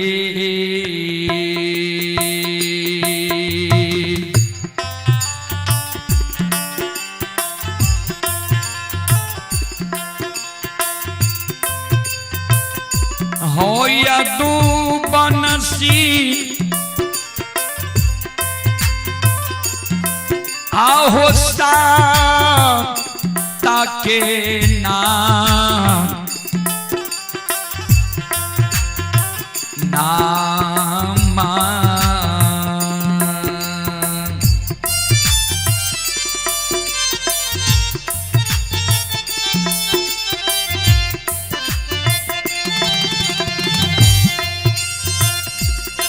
आ बोलई छई हो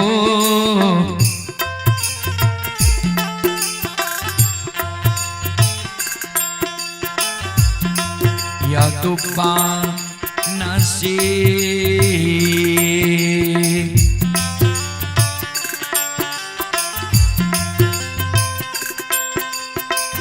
बाबा हे होगा गा के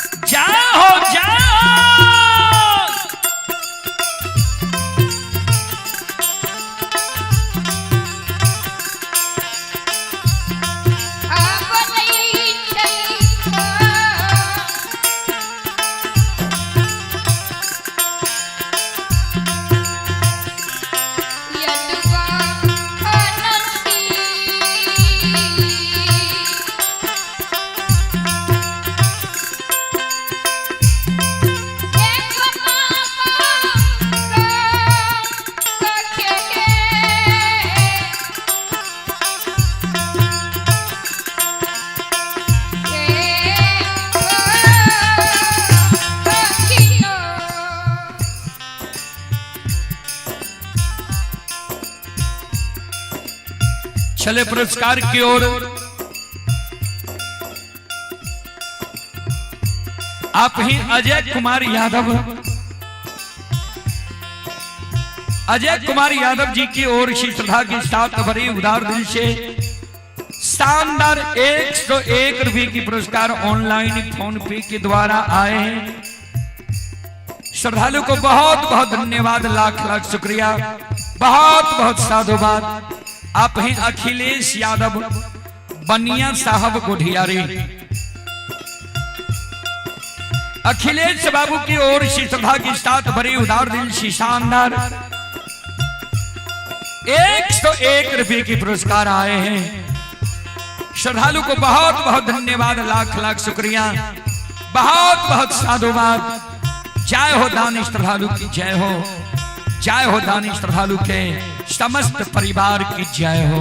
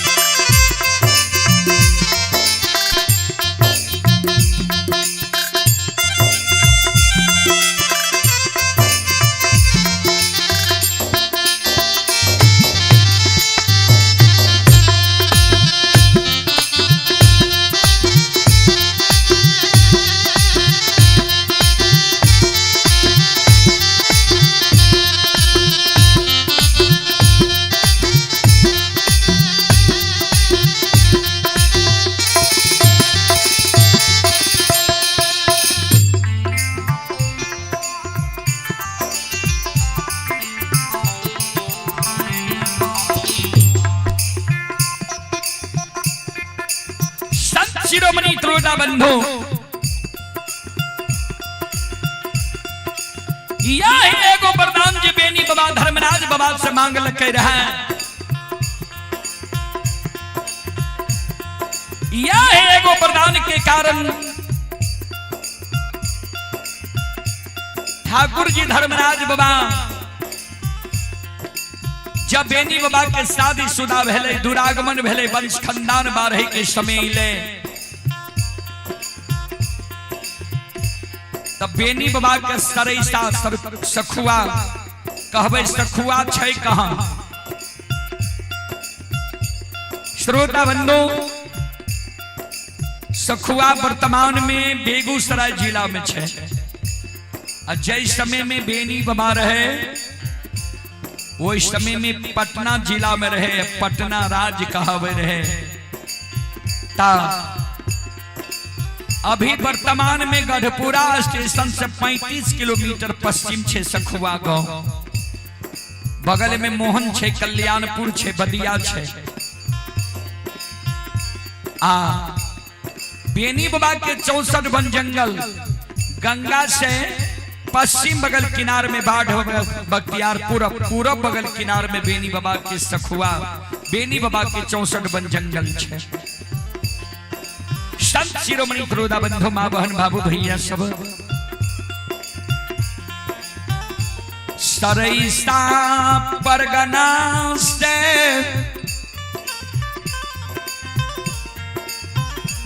मोगल राजा और बेनी बाबा में झगड़ा लगा भगवान। बैसाखी घड़ी पर्व के दिन धर्मराज बाबा बेनी बाबा और मोगल राजा में झगड़ा लगा दिल के बाज के कारण बैसाखी घड़ी पर्व के दिन मोगल राजा के द्वारा बेनी बाबा के सखुआ से भगा के बिहार में सबसे बड़ा गांव, बहुत लोग जाने हैं भाई बिहार में सबसे बड़ा गांव कौन है, नहीं जाने हैं भाई तो जान लिया। सबसे बड़ा गांव बिहार में है बनगांव। यूट्यूब या गूगल पर सर्च कर लेबे। वह बनगांव पंचायत पररी धनहा चौर में बेनी बाबा का घरी पर्व के दिन धर्मराज बाबा आब के बसा दिल के रहे। संत शिरोमणि त्रोदा बंधो आओ ये धर्म के लिए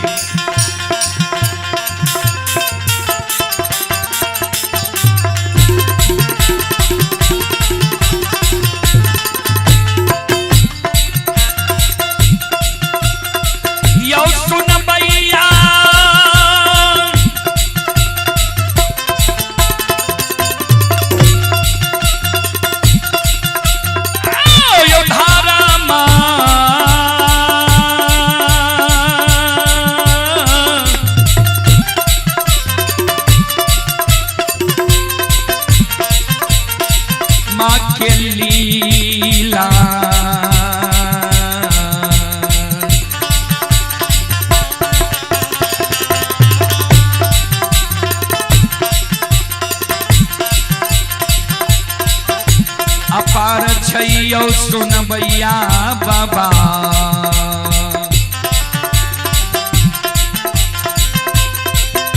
या छलै दुनिया ये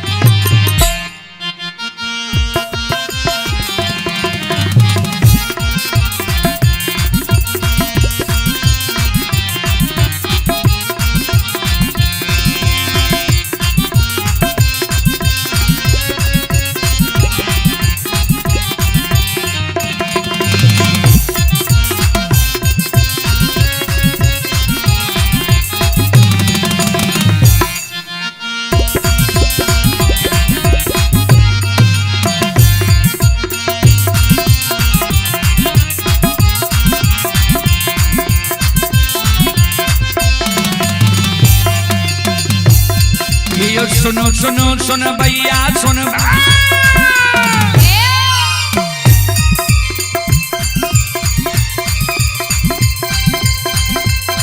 ये सुनो सुनो सुन भैया सुन भैया गबैया बज भैया सुन भै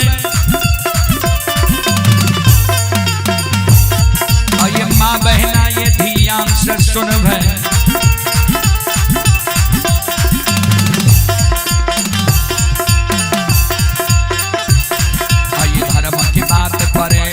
मालिक की लीला सुन बरबर लीला को शायर चल गए माया लगेल कैरा सर चल गए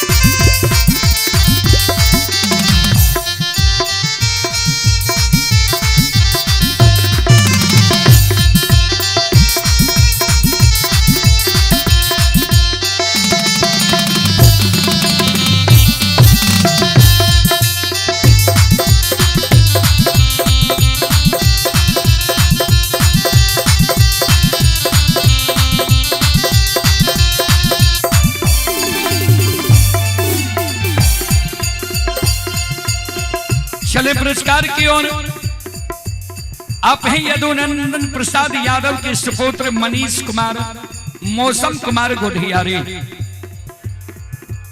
श्रद्धालु की ओर से शानदार 101 रुपए के पुरस्कार आए हैं।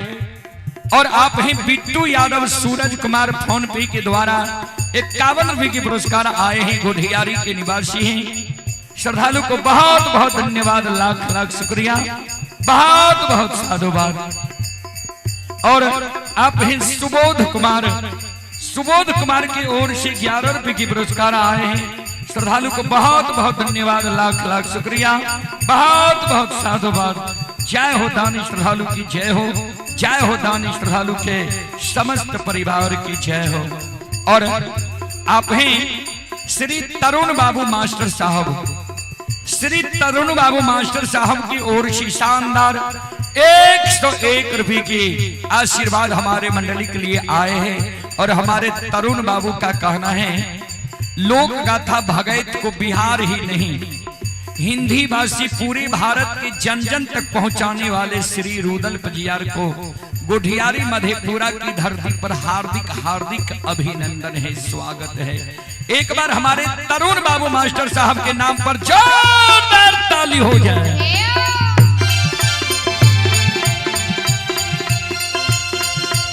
तरुण बाबू के चरण कमलों में कोटि कोटि नमन करता हूँ, आशीर्वाद चाहता हूँ, भगवान से कामना करता हूँ, भगवान श्रद्धालु की मनोकामना को पूर्ण करे। जय हो दानी श्रद्धालु की जय हो, जय हो दानी श्रद्धालु के समस्त परिवार की जय हो।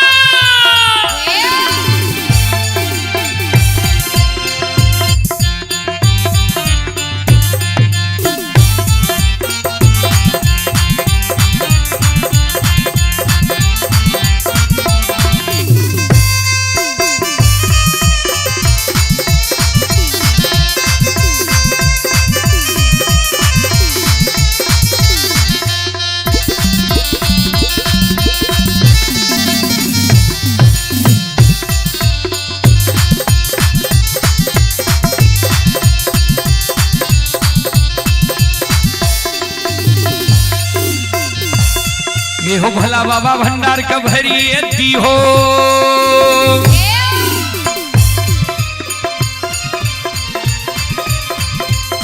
ये हो भला बाबा भंडार का भरी दी हो, ज्ञान के दीप सरस्वती जलई हो। आइए तन से नहीं भूलता, मन से नहीं छोड़ता, आइए सिर में सवैया सेवक कहती हो, सेवक के मन के मनोरथ पूरी हो, बिगड़ल काम कभी मल बनई हो।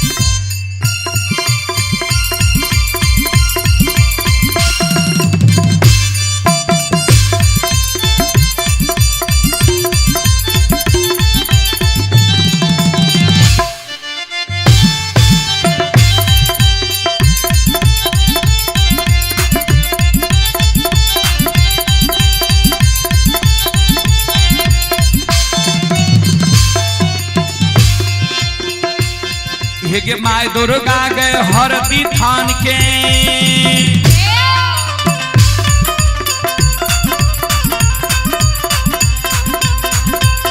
ये के माय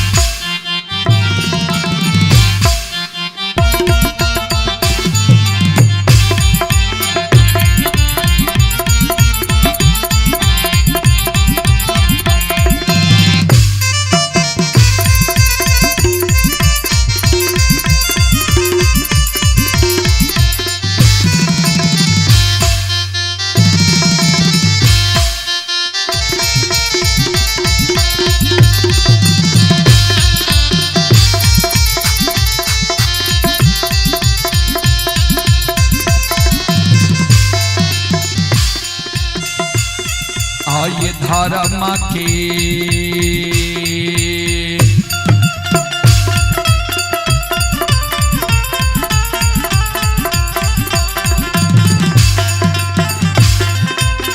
हे यो बाबा धर्म के लीला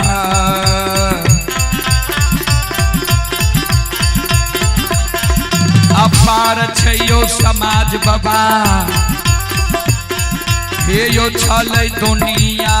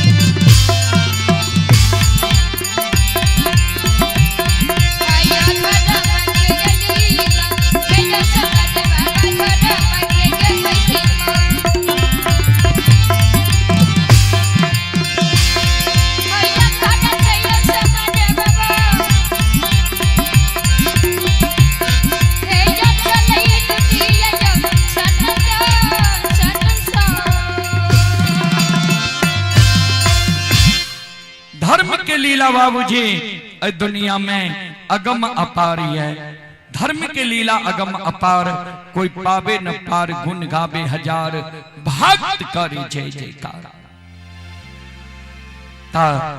जे सत और धर्म पर रहे छे बाबूजी ओकर बेड़ा पार भे जाए छे। चलो आप हैं सुबोध कुमार श्रद्धालु की ओर से शानदार 11 रुपए की पुरस्कार आए हैं। श्रद्धालु को बहुत बहुत धन्यवाद, लाख लाख शुक्रिया, बहुत बहुत साधुवाद। जय हो दानी श्रद्धालु की जय हो, जय हो दानी श्रद्धालु के समस्त परिवार की जय हो। चलो एक बार हम सब श्रोता बंधु मां बहन से आग्रह करबे, एक बार यहाँ सब हाथ से ताली बजाकर एक बार मुखार वृंद से भगवान के नाम ले लिया। ये भगवान के दरबार में यहाँ सबके हाजिरी लग जाए। और यज्ञकर्ता महोदय से आग्रह करबे मंडली के तैयार रखियो, बस 10 मिनट के बाद अपने मंडली की घोषणा करबे।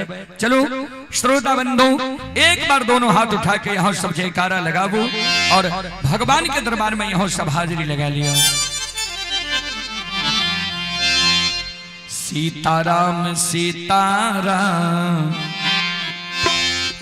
सीताराम कहिए, जाहि विधि राखे राम ताहि विधि रहिए। सीताराम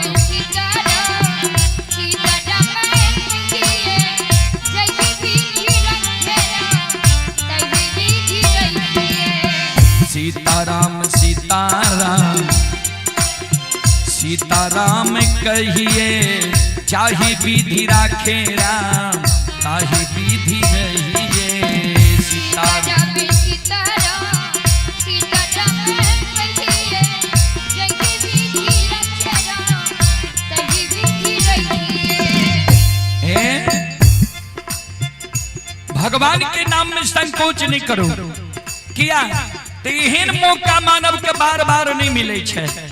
चलो सब श्रोता बंधु मां बहन से आग्रह करवे जे भगवान के नाम पर दोनों हाथ ऊपर करियो। सब श्रोता बंधु मां बहन सबसे आग्रह करवे और ताली बजेबे, सब मिल के गएबे।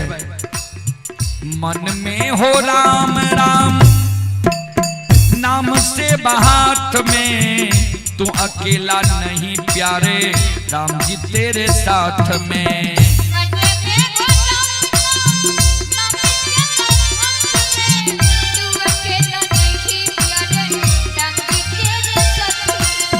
मन में हो राम राम नाम से बात में, तू अकेला नहीं प्यारे राम जी तेरे साथ में।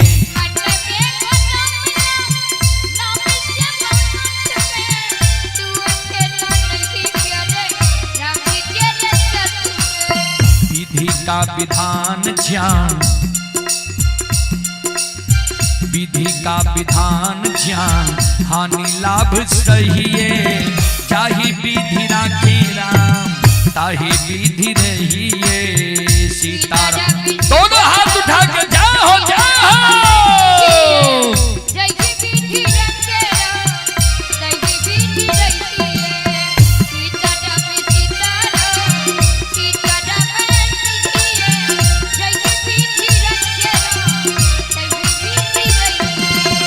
किया अभिमान तो फिर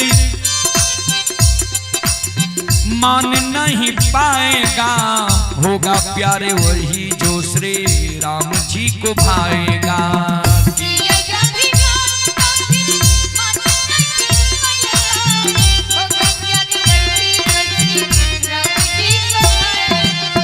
किया अभिमान तो फिर मान नहीं पाएगा, होगा प्यारे वही जो श्री राम जी को भाएगा।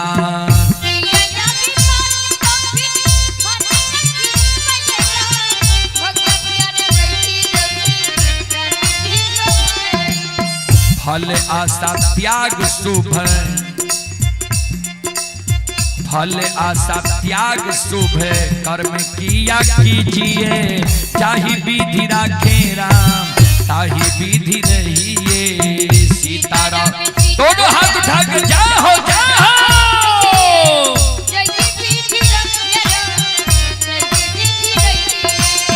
सीताराम सीताराम सीताराम कहिए, चाहे विधि राखे राम ताही विधि रहिए।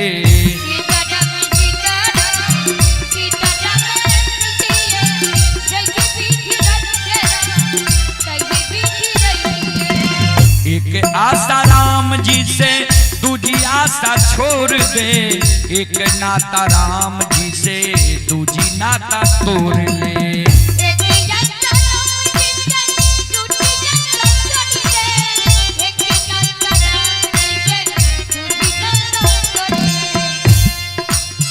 एक आशा राम जी से दूजी आशा छोड़ दे, नाता एक राम जी से दूजी नाता तोड़ ले।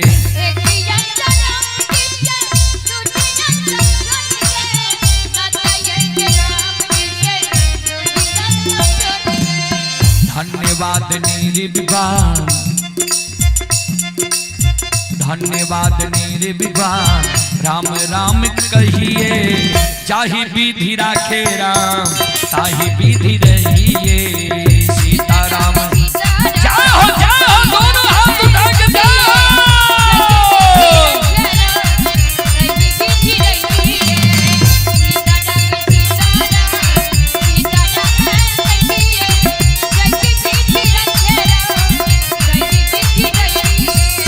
सीताराम सीताराम सीताराम कहिए, चाहे विधि राखे राम ताही विधि रहिए।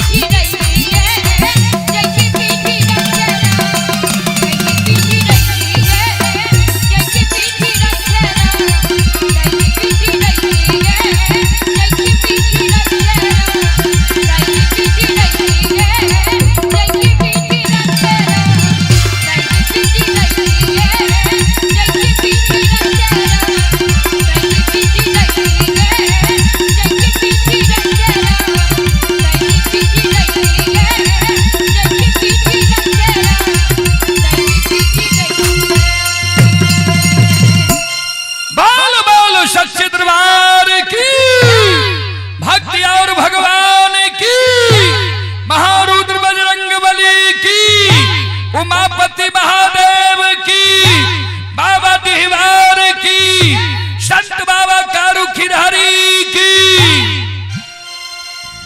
चलो दो शब्द मेरा साहब के राखी, उसके बाद हम बानी के विराम देव। इस सामान सब खोले में आधा घंटा समय लागे छे। आप 12 बजे के बाद हम सब भोजन नहीं करे छिए, ए कारण वो विलंब मंडली के तैयार करियो। चले आप है विमल कुमार यादव, सुपौल वार्ड नंबर 28 के निवासी हैं।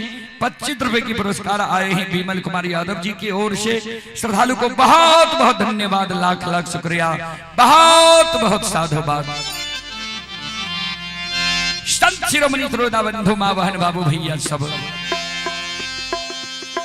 जय समय में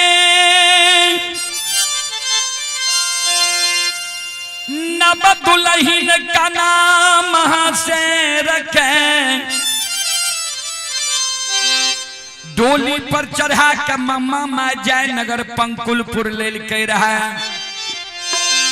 ता दाई माय जे दून रागमन करा के आवे छे चुम्या बरा के कोहबर घोर करे छे आ काना महाशर के भंडार घर भेज देल के यानी भोजन बनावे वाला घर जे 56 प्रकार के भोजन बना के स्वामी के जा भोजन कराबोगे आ स्वामी के भोजन के रस में लोभा के राख काना महाशर 56 प्रकार के भोजन बना के तैयार भ गेले आ मन में सोचे जे कहिए नैहर में भोजन नहीं बने लिए रहा सासुर लिए भोजन बना हो कि आरहत मिल गले ता एक बार भोजन के स्वाद हम मम्मा माय सासू के चखा दी जे भोजन अच्छा बनले कि नहीं जे भोजन अच्छा नहीं बनते ओकरा हम सुधार लेबे काना महाशर थाली में भोजन परोस लेल के बदना में जल ला लेल के आ मम्मा माय सास लग जाके राख दे छे सास के कहे माई हे ये माईयो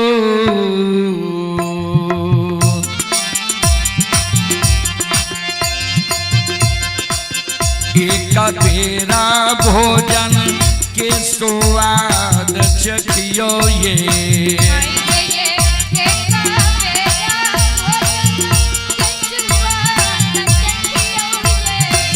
ये माइयो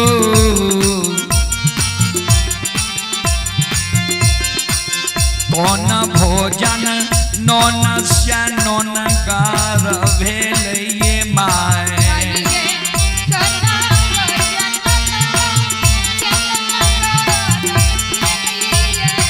माये कौन भोजन नौन से मध नौन भेलये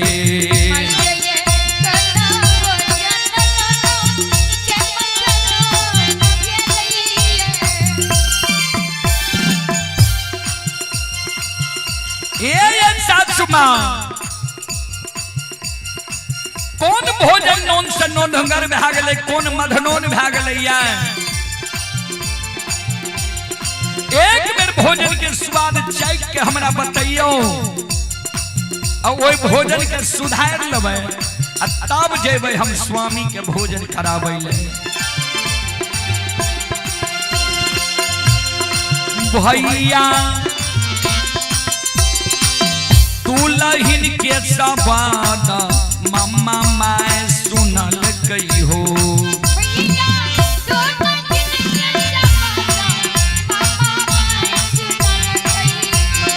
भैया लाछा लाछा गैर मामा पुतोह के दै छै हो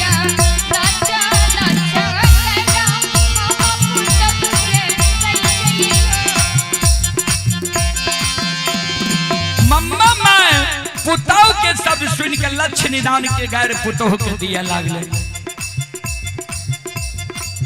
एक धोची भाई खौकियल छहिया कुल कलंकनी नीच घर के बेटी अल छहिया सब दिन नैहर में अल्लाह छचायल चल देंगे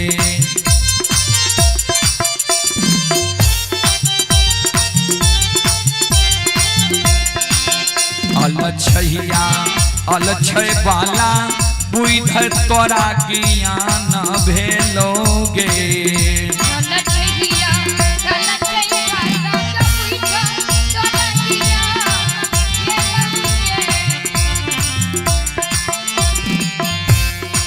चले आप हैं जयराम कुमार पिता बद्री शाह जयराम कुमार पिता बद्री शाह के ओर से सभा के साथ बड़े उदार दिल से शानदार 11 रुपए की पुरस्कार आए हैं श्रद्धालु को बहुत बहुत धन्यवाद लाख लाख शुक्रिया बहुत बहुत साधुवाद जय हो दानी श्रद्धालु की जय हो दानी श्रद्धालु के समस्त परिवार की जय हो।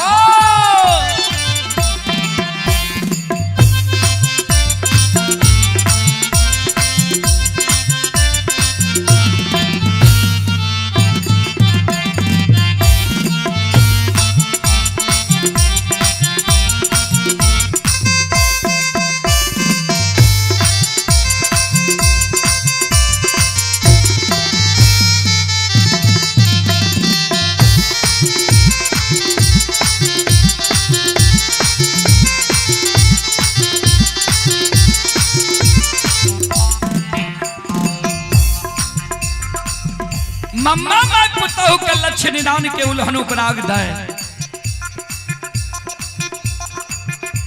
जे तू जे हमरा आगे में भोजन परसली है जे सासु मां भोजन के स्वाद चखियो जे तोरा नहिरे के आदत लागल छौ जे तोरा नैहर में तोरा घर में सबसे पहले तोहर माइये भोजन करे रहो जे हमरा आगे में भोजन रखली सासु मां भोजन के स्वाद चखियो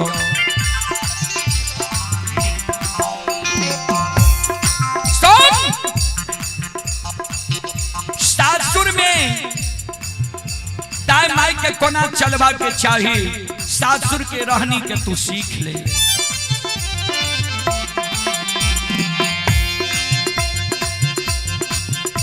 पुतहुआ जाहि घर में मरद गए पुरुष रहै छै गे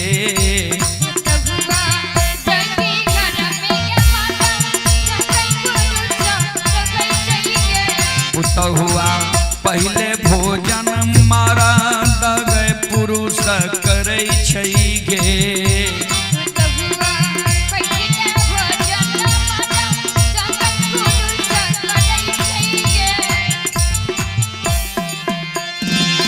जय घर में मर्द पुरुष है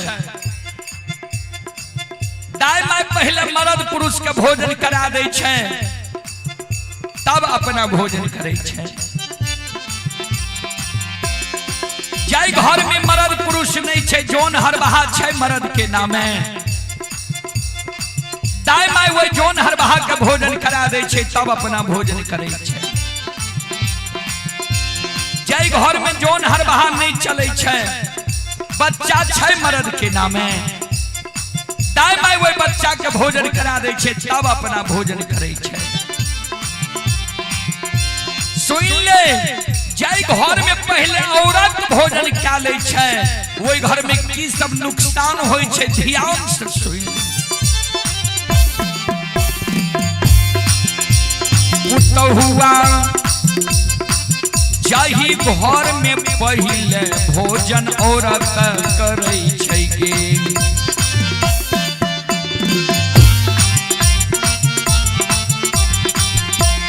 पुतहुआ वही घर में सुख नहीं संपत्ति रहै छै गे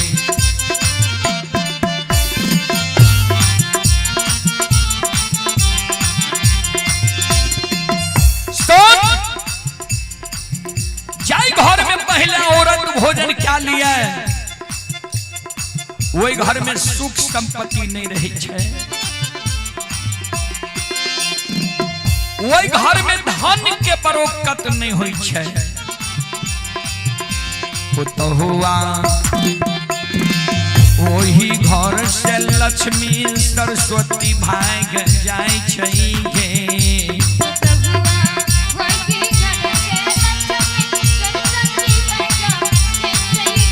पुतहुआ वही घर में दरिदर केरा पास होय छै गे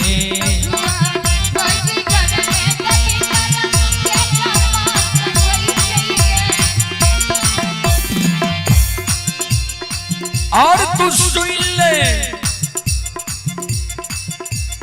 जय घर में दिन रात खटखट होइत रहे जय घर में सास ननंद में झगड़ा हुए गोतनी में गोतनी झगड़ा हुए सास पुतोह में झगड़ा हुए वो घर में लक्ष्मी सरस्वती नहीं रहे छै पुतहुआ वो घर में दरिदर केरा पास होई छै गे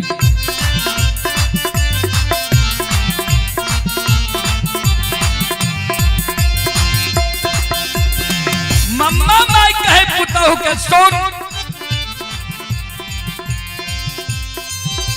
पुतहुआ 14 कोस राज में एक गोटी पजलै छै गे पुतहुआ एक गो बेटा एक लौता छलै गे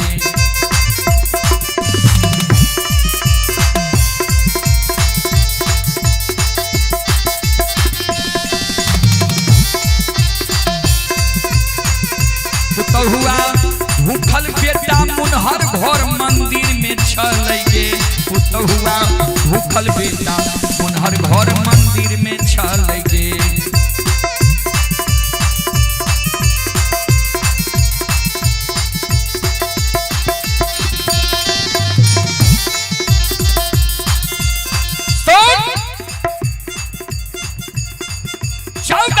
राज में एके गो दीप जले छे एके गो एकलौता बेटा छे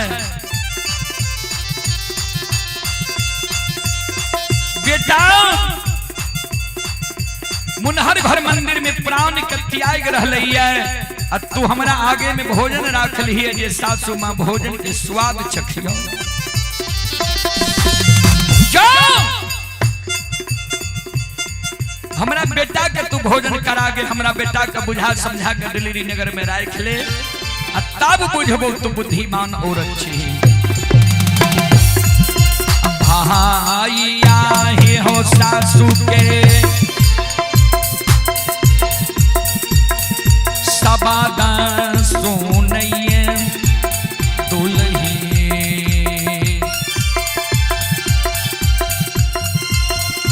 भोजन थाली में परसिए ने लेल के भैया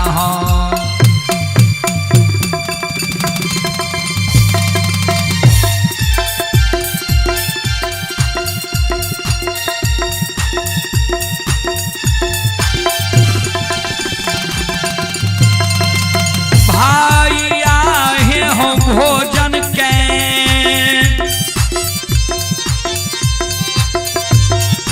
परसिए लेल के दुल्हिया स्वामी के भोजन कराबै ले जाय छे भैया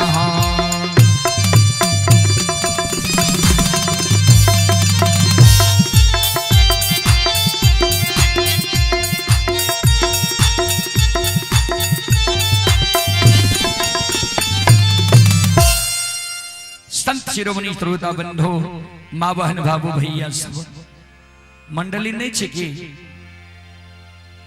श्रोता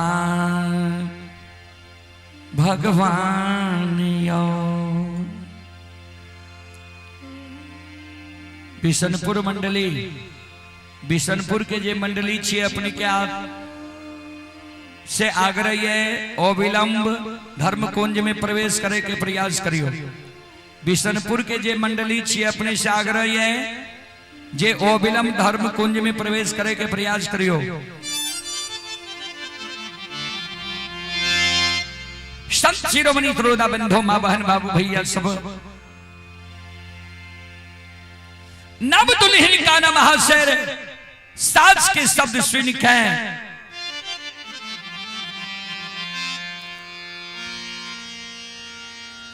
थाली में भोजन परोए सलैया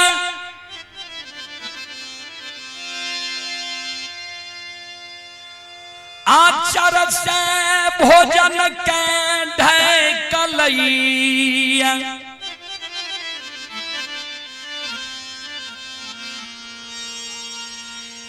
अन्ना बदुलहीन स्वामी के भोजन कराबैले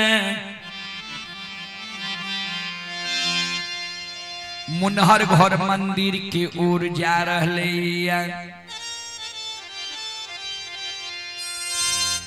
मम्मा माई काना महाशर के व्यवहार के देखलक मम्मा माई लक्ष्य निदान की गायर दिया। श्रोता बंधु माँ बहन बाबू भैया सब मम्मा माँ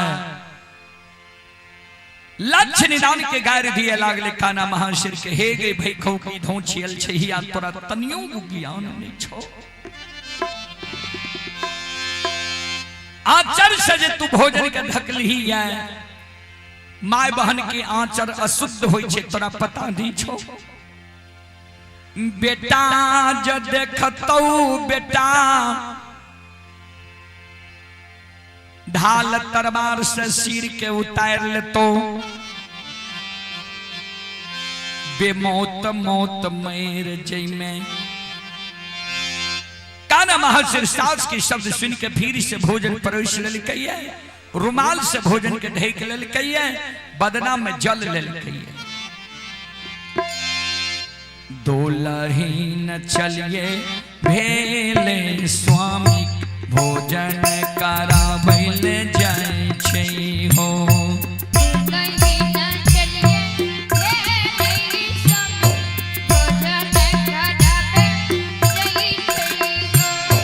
भैया एक हाथ में थाली में भोजन छलै हो।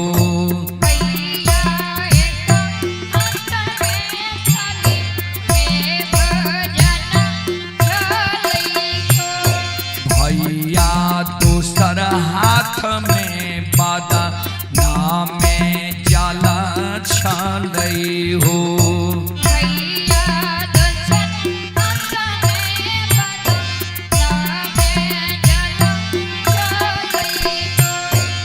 भैया दुल्हीन के पैर में पायल रही हो। भैया ने पूरा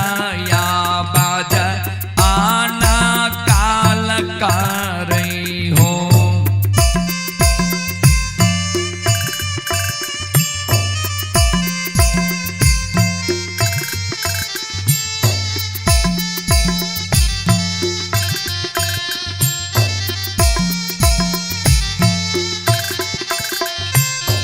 भैया ने पूरा बाजयान काल कर रही हो। भैया ने पूराया बाजा घोड़ा सुन लेलकै हो।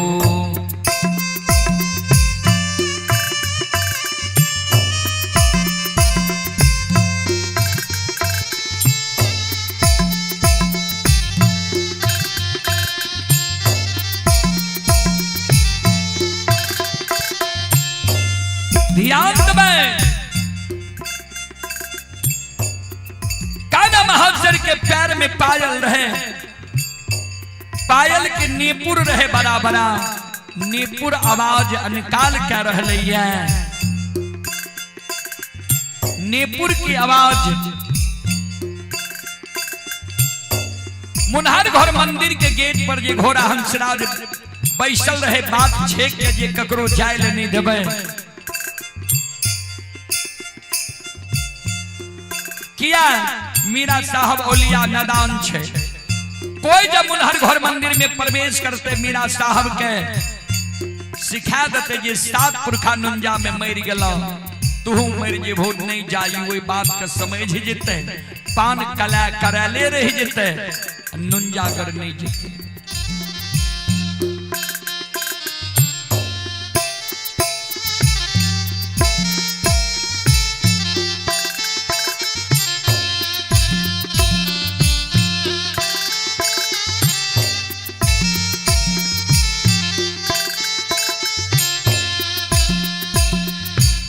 श्रोता बंधु, आए आप से घोड़ा हंसराज मुनहर घर मंदिर के गेट पर बैसल रहे। भैया ने पूरा बाजा घोड़ा सुन लेलकै हो।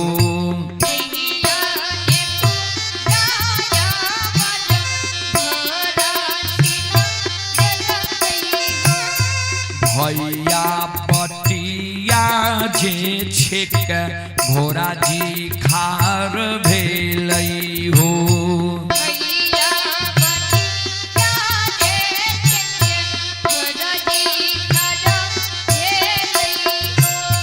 बात छेक के घोड़ा हंसराज खार भे गेलै है। घोड़ा हंसराज ध्यान देबै, बात छेक के खार भे गेलै। काना महर्षि से जवाब करे लागले।